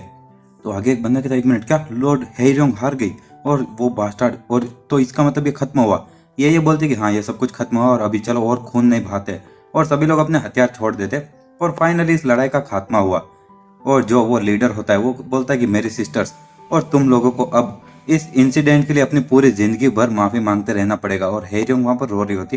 वो मन मन में सोचा चलो फाइनली इसका तो अंत हुआ, और एक लड़ाई जो कि इस बेग हेरियोंग जो कि इतने मेरे मम्मी के दिनों से चले जा रही थी वो अब खत्म हुई। और तो अब और तभी हम कहीं और का सीन देखते हैं जहां पर कि वो पीले बाल वाला बंदा कहीं भागे जा रहा होता है और वो बोल रहा था कि मुझे बहुत ही ज्यादा बेशर्मी लग रही है यार, और क्योंकि मेरा जो ये काम है यहाँ पर पूरी तरह से फेलियर के रूप में खत्म हुआ। और वुमन जो कि पाम एम्परर का पोता था, और तुम अपने मोमेंट्स को एंजॉय करो और तुम जल्दी मेरे सामने घुटने पर रहोगे।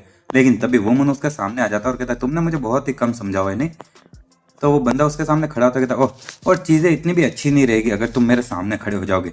वुमन बोलता आखिर तुम हो कौन? और मैंने हेरियोंग को अचानक से तुम्हें घूरते हुए देखा था और तुम रणभूमि में ऐसे ही मुस्कुरा रहे थे, लोमड़ी की तरफ पीछे खड़े थे और बाद में किसी चूहे की तरफ भाग गए जब मैंने हेरियोंग को हरा दिया।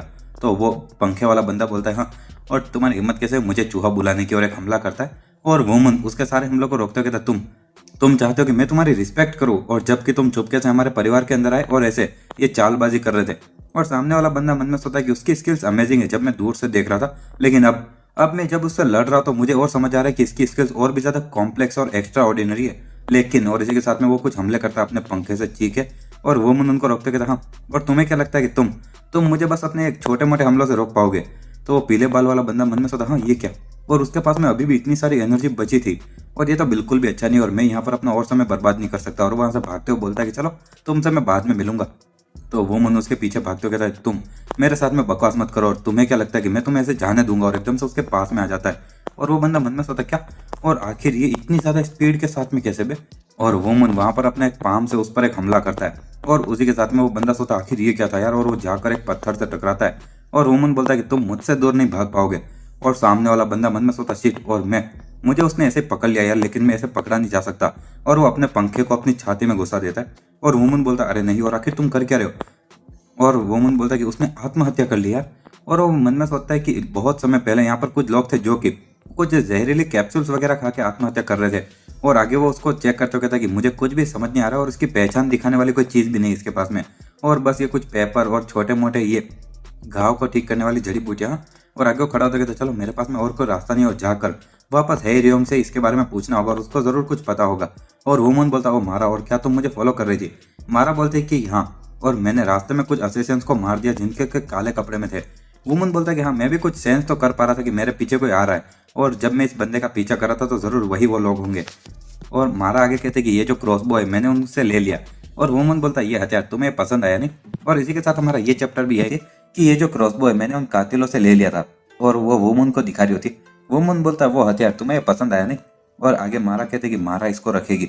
वुमन बोलता है हाँ ठीक है, इससे हमारी मदद होगी कि हम उन सभी बास्टार्ड और जो असेसिन मुझे फॉलो कर रहे थे उनकी पहचान का पता कर सके, और चलो मारा चलते हैं। और इसी के साथ में रात हो चुकी होती है और जिस जगह पर उस बंदे ने पीले बाल वाले ने आत्महत्या की होती है और उसकी बॉडी पड़ी होती है वहां पर कोई एक आती है और अपने किसी तरह के चीप पॉइंट्स पर उस पर हमला करती है। और हम देखते हैं कि वो जो बंदा मर चुका होता है वापस जिंदा हो जाता है यार, और खून की उल्टियाँ करता है। सामने वाली वो लड़की बोलती कोई ऐसा जो कि बहुत ही ज्यादा गर्व से कुछ ना कुछ बोलता रहता है, और ना ही सिर्फ ऐसा बोलता रहता है ऐसा कि वो सब कुछ कर सकता है, और वो बस हमारे टास्क को फिनिश करने में फेल नहीं हुआ, लेकिन साथ ही में एक बार मर भी चुका है और मौत को एक्सपीरियंस कर चुका है। और तुम्हें जरूर बहुत गुस्सा आ रहा होगा नहीं? तो सामने वाला बंदा कहता है अगर तुम अपना मुंह बंद नहीं करोगी तो मैं तुम्हें भी मौत एक्सपीरियंस करवा दूंगा। और आखिर बॉस ने क्या कहा। तो सामने वाली वो लड़की बोलती कि हमें फाइनली पता चल चुका है कि आखिर डिस्ट्रॉयर ऑफ इविल कहाँ पर है, और इनफैक्ट वो वहाँ पर हम अभी जहाँ खड़े हैं उसके बहुत ज़्यादा नज़दीक है। और हमारे जो ब्रदर 92nd मोहन है, उन्होंने मुझसे कहा कि मैं जाकर ब्रदर चिल मोहन की मदद करूं। तो वो मोहन बोलता है कि एक मिनट, क्या उसने और कुछ कहा। तो वो लड़की बोलती है कि उसने कहा कि अगर तुम वापस फेल होगे और हमारे मोहन की रेपुटेशन को खराब करोगे तो वो तुम्हें मार डालेगा, और इतनी बुरी तरह से मारेगा कि तुम इमोर्टैलिटी ऑफ हेवनली स्ट्रेंथ की ताकत से भी वापस जिंदा नहीं हो पाओगे। मोहन बोलता है, ओए, और क्या तुम यहाँ पर मेरे साथ में चल रही हो ब्रदर चिल मोहन से मिलने के लिए। तो वो लड़की बोलती है कि हाँ, और मुझे ये भी कहा गया था कि मैं इस मामले में तुम्हारी मदद करूं, और तुम्हें पता है ना कि आखिर हेवनली स्ट्रेंथ कल्ट कितनी अग्रेसिव है। तो मोहन बोलता है चलो, और ऑर्डर्स तो ऑर्डर्स है, चलो चलते। और वो लड़की बोलती ठीक है। मोहन मन में सोचता है वुमन तुम बस देखो, और मैं पक्का तुम्हें भविष्य में मार डालूंगा।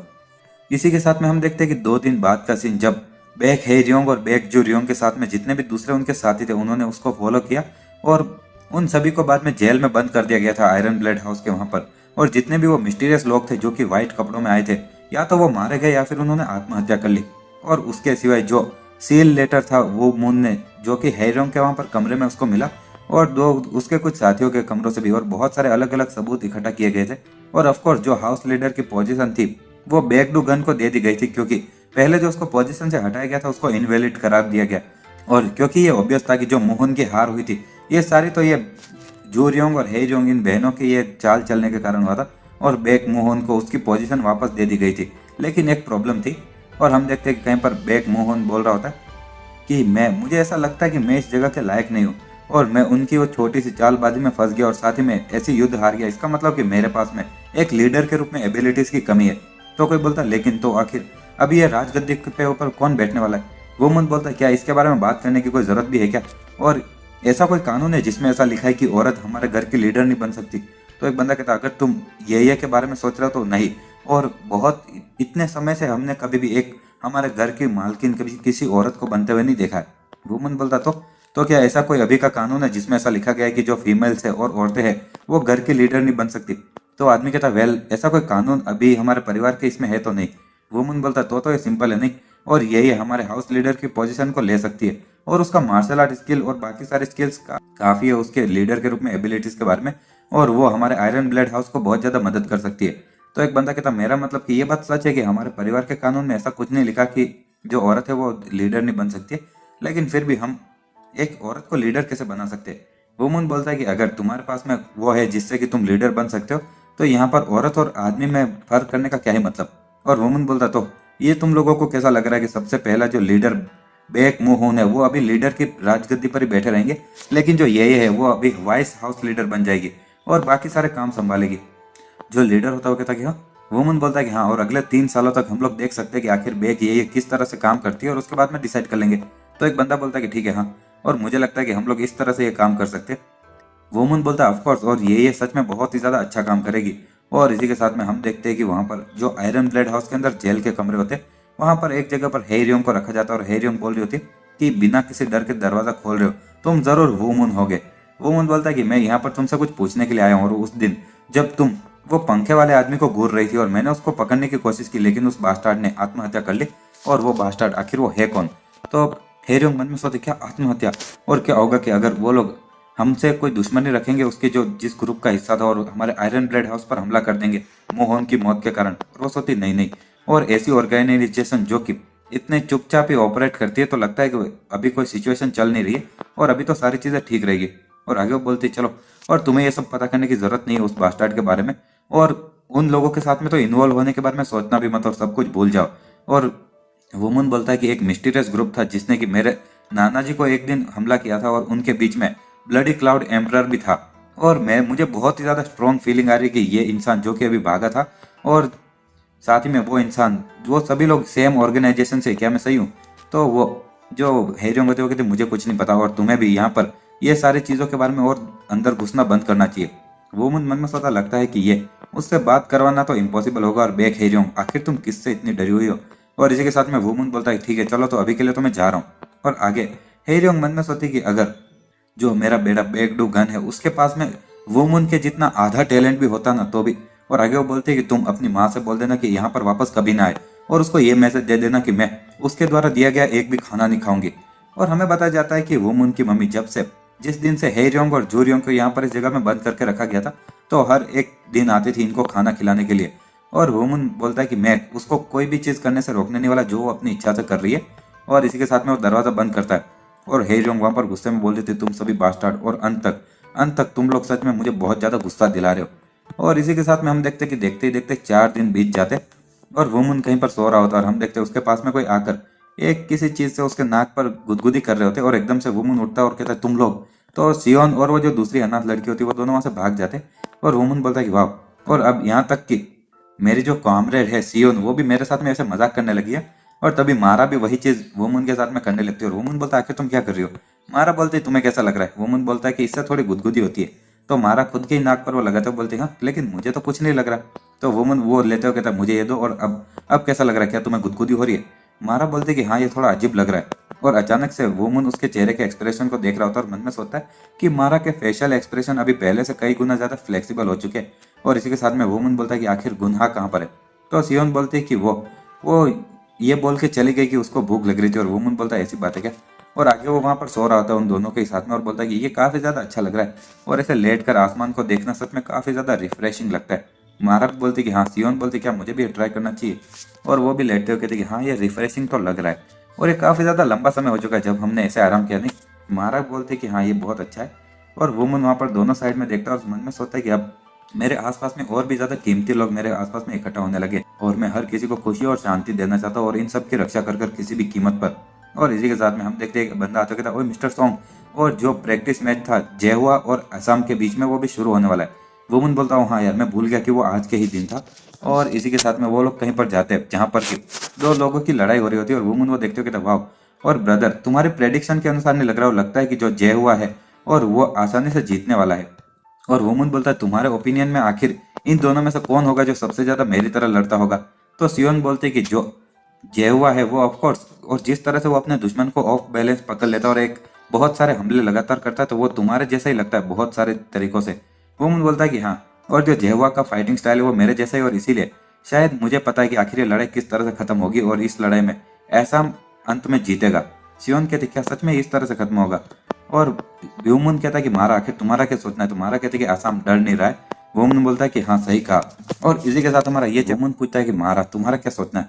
तो मारा बोलते है कि आसाम डर नहीं रहा है। वोमन बोलता है कि हाँ तुमने सही कहा, और नॉर्मली जब तुम्हारे ऊपर इतने सारे हमले होते हैं तो तुम डर जाते हो और तुम्हारा डिफेंस वो आसानी से टूट जाता है। लेकिन अभी जो आसाम है वो यहाँ पर बिल्कुल भी डर नहीं रहा, और भले वो कितने भी ज्यादा उस पर हमला हो रहा है लेकिन वो अपने शुरू से लेकर अभी तक का वो पोजीशन सेम ही रख रहा है। और हम देखते हैं कि आसाम मन में सोचता है कि एक ओपन स्पेस, और इसी के साथ में वो एक हमला करता है और सामने वाले बंदे को नीचे गिरा देता है और सामने वाला बंदे के पेट में लगती है और सोचता है ये बच्चा। और वुमन बोलता है अब रुक जाओ, और तुम्हें बहुत ज्यादा अंदर चोट लगी और इसीलिए, और जो जेवा है तुम हार चुके हो। जेवा कहता है नहीं नहीं, और आखिर तुम्हारा मतलब क्या है, मैं हार गया, मैं अभी तक हारा नहीं हूँ। और वो वापस हमला करने बढ़ पड़ता है। और वुमन मन में सोचता है ये बच्चा, अभी भी इसके अंदर इतनी ज्यादा ताकत है और मुझे लगा था कि उसे पता है कि वो दूसरे लोगों से ज्यादा टैलेंटेड है और इसीलिए बस ट्रिक्स वगैरह ही खेल रहा था, लेकिन कुछ मेहनत नहीं कर रहा था। लेकिन असल में वो मेरी उम्मीद से ज्यादा बेहतर निकला यार। और हम देखते कि असम पर हमला हुआ जा रहा होता है और जेवा को भी मार पड़ रही होती है और सियोन बोलते कि हमें उनकी लड़ाई को भी रोकना चाहिए नहीं।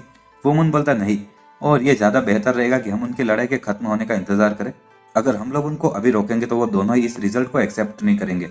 और इसी के साथ में असम एक हमला करता है और जेवा नीचे जाकर गिरता है और वो कहता कि डैम इट, और मैं हारना नहीं चाहता, और बेहोश हो जाता है।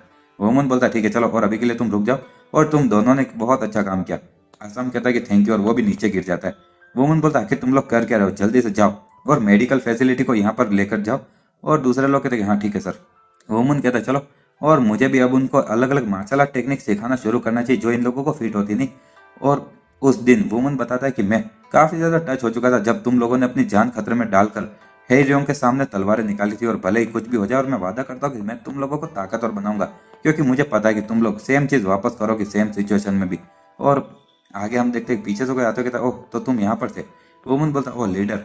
लीडर बोलता है कि मुझे तुमसे बात करनी तो मुझे फॉलो करो। और इसी के साथ में हम और आगे हम इनविंसिबल व्हाइट लोटस ग्रुप का जो लीडर होता है उसके कमरे का सीन देखते हैं जहाँ पर कि कोई बोल रहा था कि तुमने मुझे यहाँ पर किस कारण से बुलाया। तो जो वो व्हाइट लोटस ग्रुप का वाइस लीडर होता है वो बोलता है मुझे पता है कि असल में मैं अभी के पोजीशन के लायक नहीं हूँ और जिसको कि मुझे दिया गया और मैं एक लीडर बनने के लायक नहीं, और इसीलिए मैं चाहता हूँ कि मैं अपने वाइस लीडर की पोजीशन पर ही लूँ।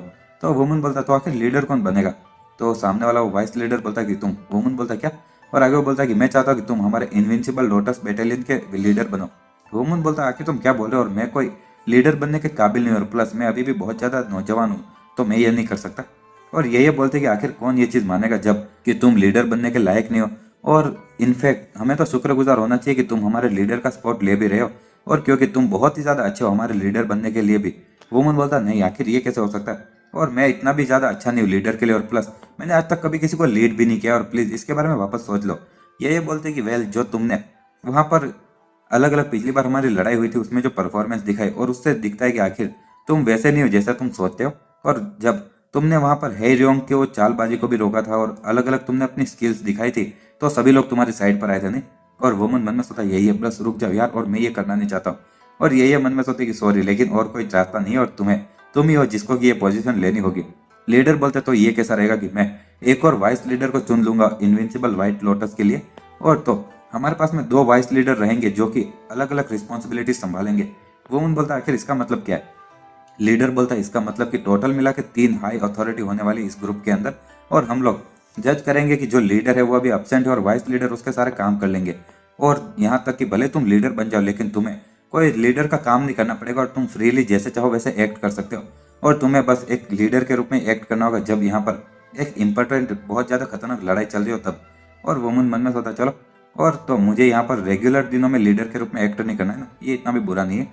और मुझे लगता है कि मेरा मतलब कि मैं बार बार मना नहीं कर सकता अगर ये लोग इतना ही मुझसे भीख मांगते रहेंगे तो। और वो मुन कहता ठीक है चलो, तो मैं वो जगह ले लूंगा।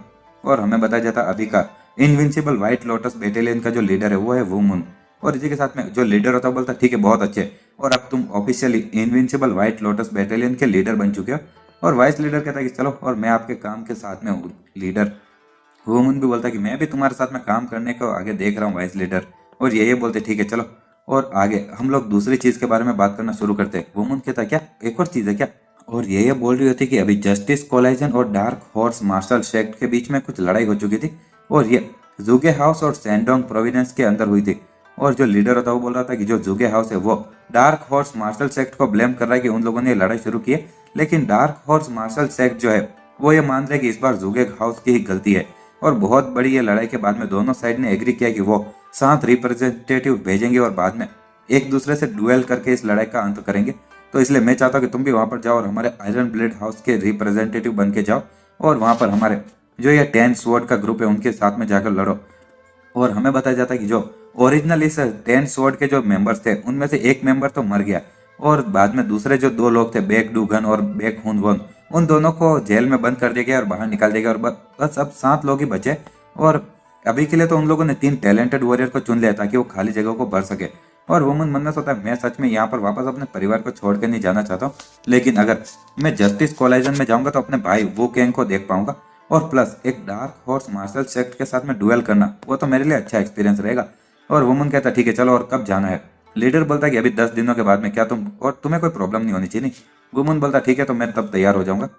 और इसी के साथ में हम देखते हैं कि अगले दिन वुमन बोल रहा था कि मैंने आज तुम लोगों को इसलिए बुलाया ताकि तुम लोगों को मैं हर एक को एक अलग अलग मार्शल आर्ट दे दूं जो तुम्हें फिट होता हो। और असम, तुम बहुत ही ज्यादा, तुम्हारी मसल्स वगैरह लंबी है और साथ में तुम भी लंबे हो, तो तुम्हारे बॉडी शेप जो है वो फाइटिंग के लिए तो अच्छा है, लेकिन उससे भी ज्यादा बेहतर रहेगा कि तुम तीर वगैरह चलाओ। और जेवा, तुम भले ही सारी चीजें सीख सकते हो, लेकिन तुम अपनी स्पीड और तेजी के साथ में एक अच्छे वॉरियर बन सकते हो, और इसीलिए मैंने तुम्हारे लिए एक अलग स्वॉर्ड स्टाइल की फाइटिंग तैयार की। और इसी तरह से वो अलग अलग लोगों को सब दे रहा होता है।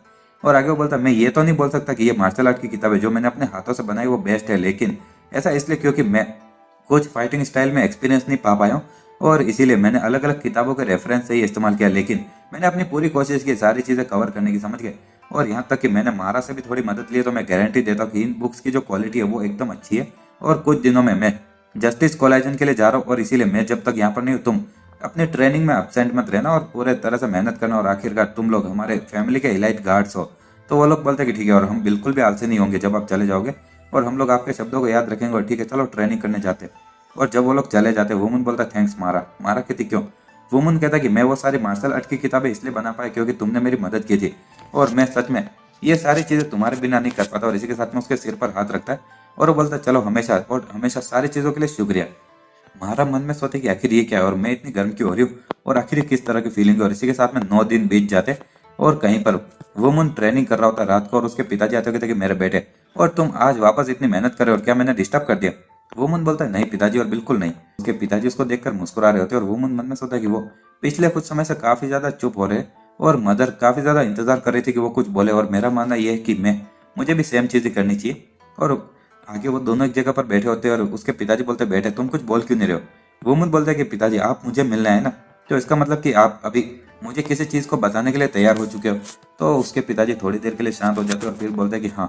और ईमानदारी से कहो तो जब वो बेसमेंट में वो जो इंसिडेंट हुआ था और उसके कारण बहुत सारी चीजें कॉम्प्लिकेटेड हो चुकी है और मेरा दिमाग वो अपने आप को ये सब संभाल नहीं पा रहा था। और वुमन बोलता है कि हाँ वो तो है। और इसी के साथ हमारा ये चल कि वुमन के पिताजी बोल रहे थे कि अभी इस मुरिम को कंट्रोल करने वाले 3 बिग फोर्स में से कौन है, मतलब कि तीनों बिग फोर्स कौन कौन सी है। तो वुमन बताता कि सबसे पहला है जस्टिस कोलाइजन जिसके अंदर की 9 महान सेक्ट है और 1 महान क्लैन और साथ ही में 7 महान हाउस मतलब कि फैमिलीज। और दूसरा है डार्क हॉर्स मार्शल सेक्ट जो कि एक सापा फैक्शन के अंदर है। और तीसरा है कुछ लुटेरों के ग्रुप जिनको कि ब्लैक बुल गैंग बुलाया जाता है और साथ ही में उनके वो कलर एम्परर के आसपास में इकट्ठा होते हैं और यही 3 ग्रुप है। उसके पिताजी बोलते तो इन 3 फोर्स के सिवा ऐसे कौन से ग्रुप है जो एग्जिस्ट तो करते लेकिन अपने आप को कभी मुरिम की दुनिया में सबके सामने नहीं लाते। वुमन बोलता सबसे पहला हेवनली डीमन कल्ट और दूसरा होगा कि जो ऐसी जगह जिसका नाम प्लेस ऑफ द फिनिक्स है और बाद में ऐसा सेक्ट जिसके अंदर की बस फीमेल से होती है। तो आगे उसके पिताजी बोलते कि बहुत अच्छे और चलो और अभी जो फोर्स है उसके बारे में ऐसी 2 और फोर्स है जिसके बारे में कि लोग इतना ठीक से जानते नहीं और उनमें से एक था वेस्ट जीरो गेट सेक्ट जो कि 34 साल पहले पूरी तरह से खत्म हो चुका है और दूसरे का नाम है हेवनली मार्शल आर्ट सेक्ट और मैं उसको बस हेवनली आर्ट सेक्ट बुलाऊंगा। और वुमन बोलता पिताजी और उन दोनों ग्रुप में से आप कौन से ग्रुप के थे। तो उसके पिताजी को वो सारी चीजें याद आ चुकी होती है और वो बोलते कि मेरे पिताजी और तुम्हारे जो दादाजी थे वो लास्ट लीडर थे वेस्ट जीरो गेट सेक्ट के।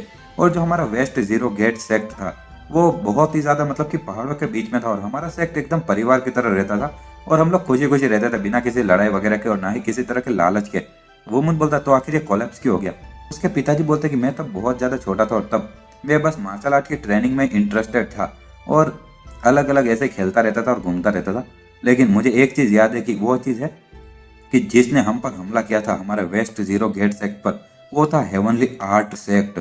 और वुमन मन में सोता हेवनली आर्ट सेक्ट। उसके पिताजी बोलते कि हाँ और दोनों ही वेस्ट जीरो गेट सेक्ट और हेवनली आर्ट सेक्ट ये दोनों मिस्टीरियस ग्रुप थे जिसको कि मुरिम के अंदर कोई जानता भी नहीं था।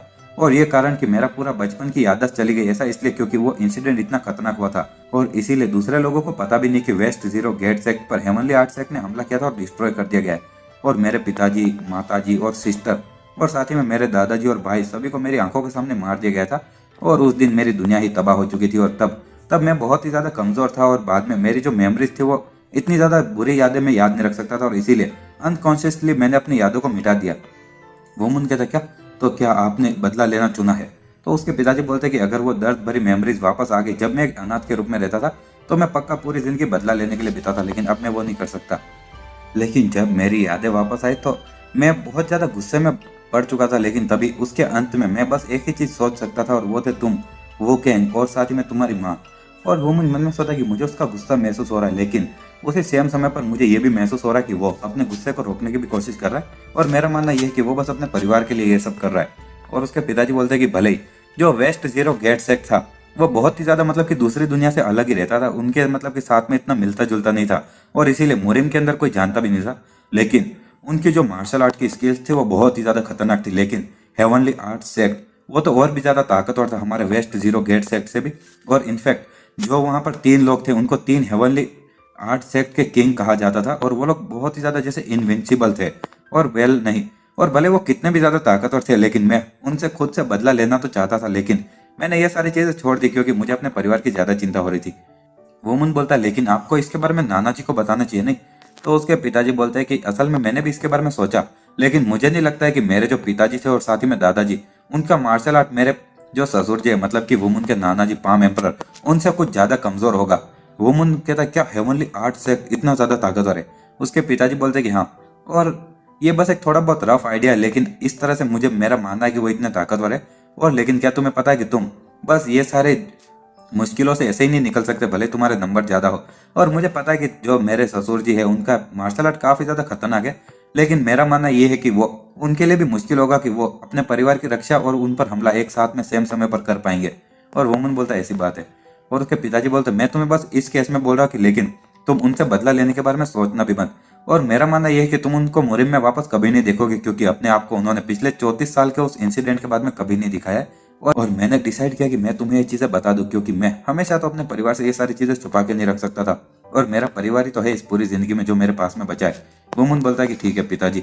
और वुमन मन में सोचता है कि अगर ये उस मिस्टीरियस ग्रुप में से एक है तो मेरा शक ये हो रहा है कि जो वो मुंह था वही उसमें से होगा, क्योंकि इनके नाम के बीच में जो अक्षर है वो भी सेम है, और मतलब कि कोरियन भाषा में सेम है, इधर इंग्लिश वगैरह में नहीं है। वुमन सोचता है कि अगर मैं अपने पिताजी का वो बदला उनकी जगह पर ले पाऊं तो। और इसी के साथ में उसके पिताजी बोलते चलो, और अब जब हम इसके बारे में बात ही करें तो मैं तुम्हें हमारे वेस्ट जीरो गेट सेक्ट का मार्शल आर्ट सिखाना चाहता हूँ, तो तुम्हें कैसा लग रहा है। वुमन बोलता है बिल्कुल मैं भी वो सीखना चाहता हूँ, और प्लीज पिताजी मुझे वो स्किल्स सिखाइए। तो उसके पिताजी कहते ठीक है चलो, और तुम बहुत ज्यादा समझदार हो तो मुझे लगता है कि ये मैं अगर तुम्हें बस एक बार भी दिखाऊंगा ना तो भी ये सारी चीजें तुम सीख जाओगे। और वेस्ट जीरो गेट सेक्ट उसके पास में बहुत सारी मार्शल आर्ट की स्किल्स तो थी, लेकिन दूसरी स्किल्स के बीच में जो हमारे वुमन के पिताजी थे उनको सिखाया गया था उसमें 3 फॉरबिडन टेक्निक थी वेस्ट जीरो गेट की, और उसमें ब्रेथिंग ऑफ क्लाउड, और बाद में ट्रांसेंडेंट स्वॉर्ड स्टाइल, और फ्लॉलेस फिंगर। और ये भले ही ये अच्छी बात है कि जो ये वुमन के पिताजी थे उसकी वो बचपन की यादें भूल चुके हैं, लेकिन फिर भी अगर उसकी सारी यादें उसके पास में होती लेकिन उसने कभी मार्शल आर्ट की प्रैक्टिस नहीं की थी तो वो सारी चीजें भूल चुका होता। लेकिन जैसे ही उसको वापस अपनी यादें आई तो वो सक्सेसफुली सारे मार्शल आर्ट को याद कर पाया जो कि उसने बचपन में सीखा था, जैसे कि उसने कल ही सीखा हो। और उसके पिताजी एक तलवार की टेक्निक सिखाते और बोलते कि जो स्वॉर्ड डांस है ऑफ द रेड ड्रैगन, और ये सबसे पहली स्किल है हमारे ट्रांसेंडेंटल स्वॉर्ड स्टाइल की। और वुमन बोलता कि पिताजी ये तो अमेजिंग था।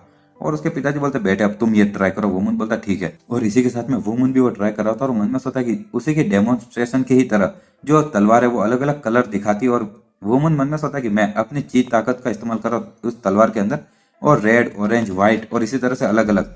और जो ट्रांसेंडेंट स्वॉर्ड स्टाइल है ये एक ऐसा स्टाइल है जो कि बस ऐसे ही ची के मतलब कि भरी हुई तलवार ही नहीं बनाता, लेकिन असल में ये ऐसे फ्लेम्स ऊपर की तरफ फेंकता है जैसे कि सेम अमाउंट की ताकत जो कि उस तलवार में होती है, और ये बहुत ही ज्यादा डैमेज कर सकता है जो कि बस ऐसे ची वाली तलवार से नहीं हो सकती। और ऐसा लग रहा होता है जैसे कि ऊपर एक ड्रैगन ही जा रहा हो।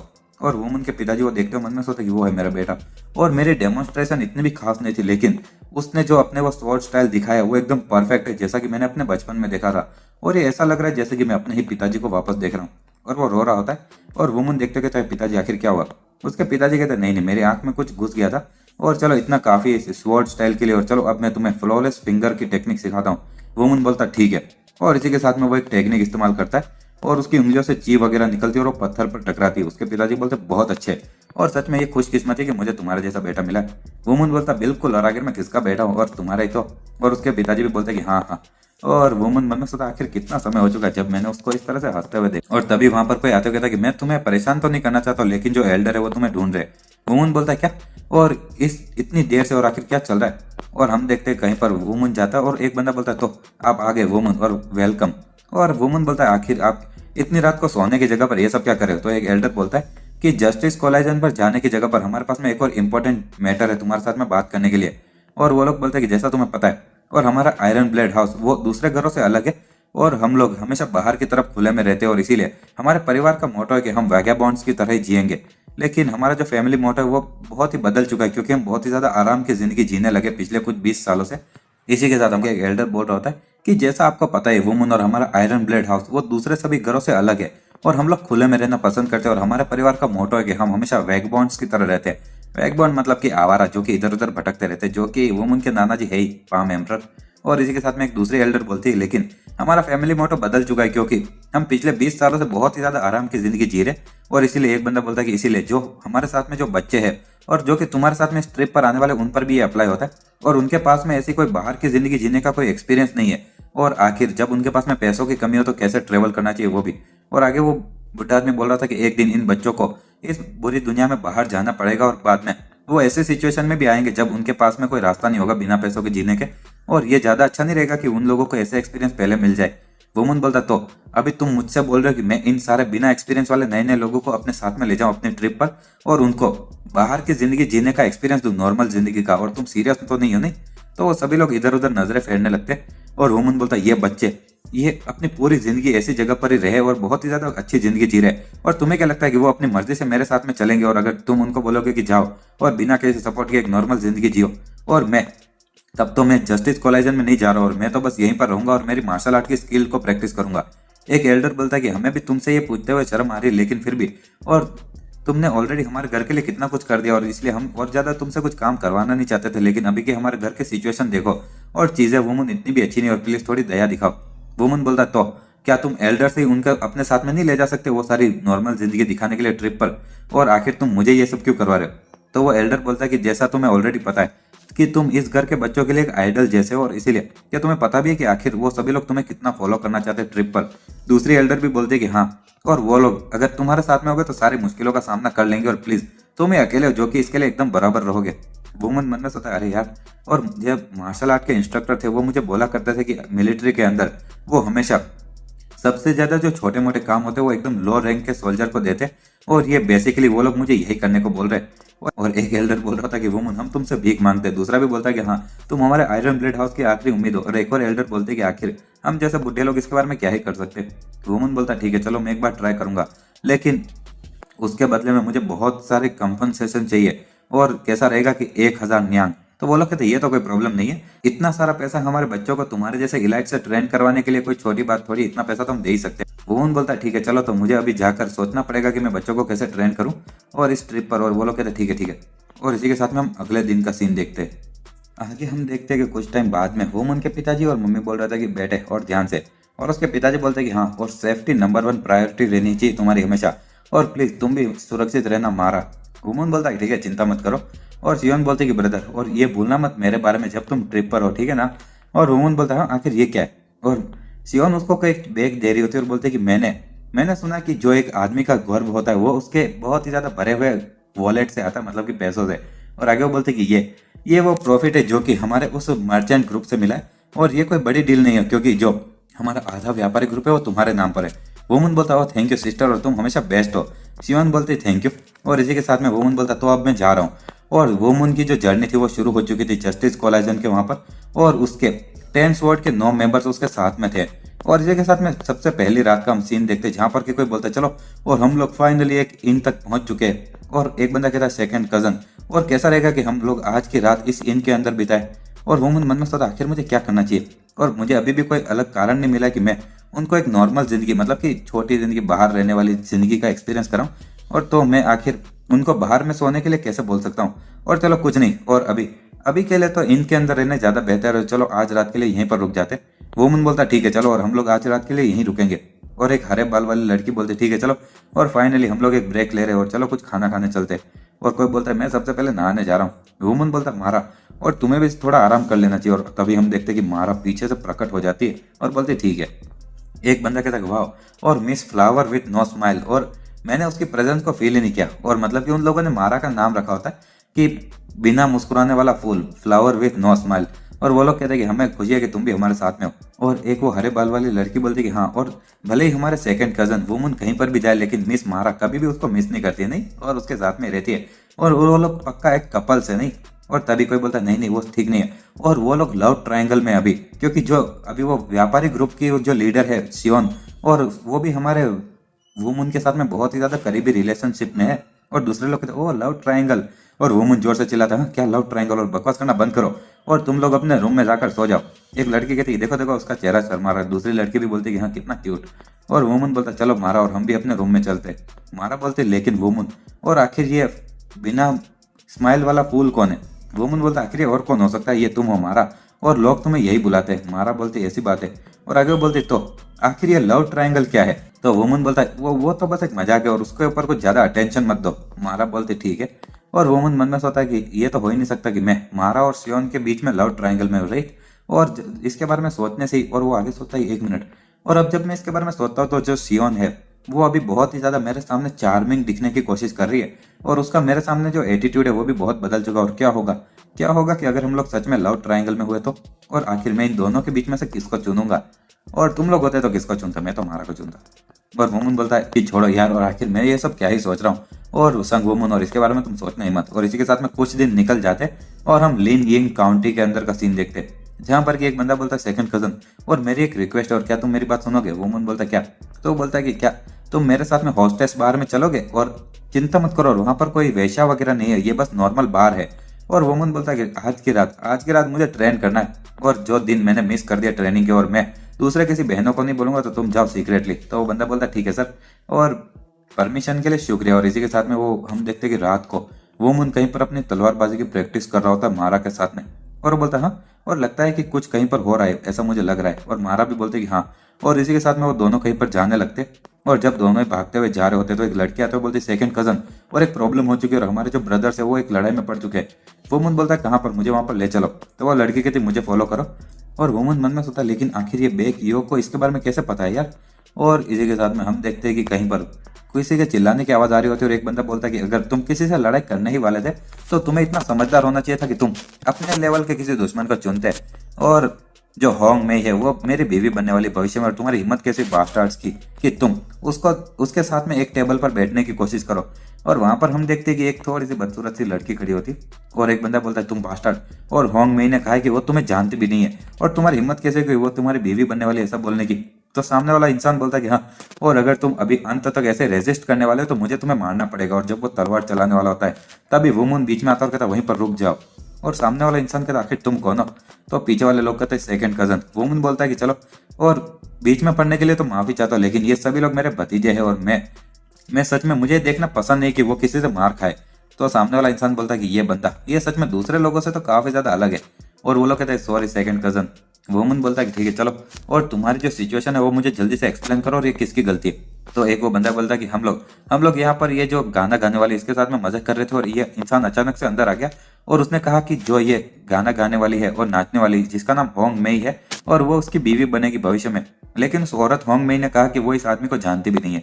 और इसी के साथ हमारा ये चैप्टर भी। हेलो दोस्तों, और सेलेस्टियल जीनियस के इस चैप्टर की शुरुआत में हम देखते हैं कि जो वो एक बंदा होता है वो बता रहा होता है कि हम लोग इस डांसर के साथ में मजा कर रहे थे, और तभी ये इंसान यहाँ पर आया और उसने कहा कि ये जो डांसर है जिसका नाम होंग मई है और वो उसकी भविष्य में होने वाली बीवी है, लेकिन उस औरत ने कहा कि वो इस आदमी को जानती भी नहीं है। वुमन बोलता है कि तुम वही औरत हो ना जिसके बारे में ये लोग बात कर रहे हैं, और क्या मेरे जो जितने भी भतीजे वो सच बोल रहे। तो वो औरत बोलती है कि हाँ वो लोग करेक्ट बोल रहे हैं और मैं उसको जानती भी नहीं हूँ। वुमन मन में सोचा कि उसकी आंखें और आवाज थोड़ी सी कांप रही है, और आखिर इस सब के पीछे किस तरह की कहानी है। और सामने वाला इंसान कहता है कि अभी बकवास करना बंद करो, और तुम लोग बहुत दिमाग खराब कर रहे हो, और अगर तुम यहाँ पर अपने इन छोटे मोटे भतीजों को बचाने के लिए आए हो जिनको कि अभी यहाँ पर हॉस्टेस बार में खेलते हुए मार पड़ी है, तो तुम्हें यहाँ पर सीधे मुझे मारने के लिए नहीं आना चाहिए। और वो दूसरे लोग कहते हैं ओए बास्टर्ड। और वुमन बोलता है कि मुझे नहीं लगता है कि तुम उन लोगों से कुछ ज्यादा अलग हो जो कि किसी औरत के पीछे पड़े रहते हो पैथेटिक, और तुम क्या मुझसे लड़ना चाहोगे। तो सामने वाला बंदा कहता ठीक है चलो, और मैं एक पक्का करूंगा तुमने जो बोला है उसके लिए तुम पछताओ, और मैं तुम्हें मार डालूंगा। और ऐसा बोलते हुए वो वुमन की तरफ आता है और एक हमला करता है, और वो बोलता है कि ओह, और लगता है कि तुम सच में काफी ज्यादा ताकतवर हो नहीं, और ये तो काफी ज्यादा एक्साइटिंग होने वाला है तब तो मुझे भी अभी इधर उधर खेलना नहीं चाहिए राइट। और इसी के साथ में उसकी तलवार में भी ओरा आने लगता है, और वो वुमन की तरफ एक हमला करता है। और वुमन मन में सोचता है आखिर ये किस तरह की अजीब सी तलवार है, और ना ही उसके पास में तेज अटैक की स्टाइल है, लेकिन साथ ही में उसके जो स्वॉर्ड स्टाइल है उसके अंदर काफी ज्यादा अजीब सी एबिलिटी भी छुपी हुई है, और ये बहुत ही ज्यादा ताकतवर है, लेकिन मेरे पास वेस्ट करने के लिए टाइम नहीं है। और बोलता है विंड फ्यूरी, और एक हमला करता है। सामने वाला बंदा उसको डॉज करते हुए सोचता है अरे यार, और वुमन बोलता है चलो वापस यही खाओ और विंड फ्यूरी। तो सामने वाला बंदा बोलता है ओह, और सेम स्किल 2 बार लगातार इस्तेमाल कर रहे हो, और लगता है कि तुम्हारे पास जितनी भी स्किल्स थी सारे दिखा दिया, और वापस वो स्किल यूज करने की ट्राई करो, और भले ये स्किल कितनी भी महान हो लेकिन इस बार मैं उसमें फंसने वाला नहीं हूँ। और इसी के साथ में वुमन मन में सोता है कि वो मेरे जाल में फंस गया, और इसी के साथ में वो सोचता है विंड फ्यूरी स्टॉर्म, और वो कुछ हमले करता है, और उसकी तलवार से जो चीज होती है वो बाहर निकल कर उस बंदे की तरफ जाने लगती है। और वो बंदा बोलता है क्या, और तुम्हारे पास में और भी ज्यादा स्किल्स थी। और वो मन में सोचता है कि मुझे इसको किसी भी कीमत पर ब्लॉक करना होगा, और एक 1000 ब्लास्ट ऑफ डीमन ब्लेड, और इसी के साथ में बहुत सारे हमले होते। और थोड़ी देर बाद में हम देखते कि सामने वाला जो बंदा होता है वो अपने घुटने पर बैठा होता है और कहता है तुम बच्चे, और ये बंदा कोई नॉर्मल बंदा नहीं है। वुमन बोलता है तो क्या अब हमें ये सब खत्म कर देना चाहिए। तो तभी वो लड़कियां तो कहते रुक जाओ, और आखिर तुम्हें इतना ज्यादा भी इसके साथ में बुरा बर्ताव करने की जरूरत नहीं है। तो वो दूसरा बंदा कहता है कि होंग मई, और वुमन बोलता है जैसी मुझे उम्मीद थी, और चलो तो अभी के लिए यहीं पर रुक जाते। होंग मई बोलते तुम ठीक तो हो ना, और क्या तुम्हें कुछ ज्यादा दर्द हो रहा है। तो वो बंदा बोलता है कि हाँ, लेकिन मुझे बिल्कुल दर्द नहीं हो रहा क्योंकि तुम इस तरह से गले लगा कर बैठी हो, और अगर मुझे पहले पता होता कि तुम इस तरह से ट्रीट करोगे तो मैं पहले थोड़ी मार खा लेता। इसी के साथ में वो सामने वाली औरत बोलती कि तुम बेवकूफ, और आखिर तुम यहाँ पर क्यों बार बार आए जा रहे हो जब मैंने तुम्हें आने का मना किया था, और मैं तो बस एक बदसूरत कार्टेशियन। और तभी वो सामने वाला बंदा कहता लेकिन हम लोग एकदम परफेक्ट फिट करते हैं एक दूसरे के लिए, और मेरे जैसे किसी बेवकूफ के लिए तुम्हारे जैसे कोई एकदम समझदार और गर्म दिल वाले इंसान चाहिए। और एक औरत जिसकी की बहुत ही ज्यादा खूबसूरत आवाज हो तुम्हारे जैसी। तो पीछे वो मारा होती है, वो बोलते ये काफी ज्यादा अजीब लग रहा है और मुझे पता नहीं क्यों लेकिन मेरे रोंगटे खड़े हो रहे। वुमन बोलता है कि नहीं ये अजीब नहीं है और मुझे भी सेम लग रहा है क्योंकि ये बहुत ही ज्यादा क्रिंजी लाइन है। और दूसरे जो बंदे होते हैं वो बोलते हैं आखिर ये क्या चल रहा है और क्या ये दोनों रिलेशनशिप में थे। वुमन बोलता है क्या तुम लोग अभी थोड़े बहुत बेहतर हो और क्या अब हमें चलना चाहिए। तो पीछे वाला एक बंदा बोलता है सॉरी सेकंड कजन। और सामने वाला इंसान कहता है रुको, और मैं तुम्हारा नाम जानना चाहता हूँ और मेरा नाम ग्यूम रॉक है और मैं डार्क हॉर्स मार्शल सेक्ट से हूँ। तो सामने वाला इंसान कहता है क्या, और वो डार्क हॉर्स मार्शल सेक्ट के लीडर का तीसरा बेटा है और the drunken sword of fallen moon और सो गम रॉक। और इसी के साथ में वुमन बोलता है मेरा नाम संग वुमन है और मैं आयरन ब्लेड हाउस का संग वुमन हूँ। सामने वाला बंदा कहता ठीक है सर, और क्या आप प्लीज मुझ पर एक एहसान कर सकते हो और प्लीज मुझे 500 न्यांग दे दीजिए।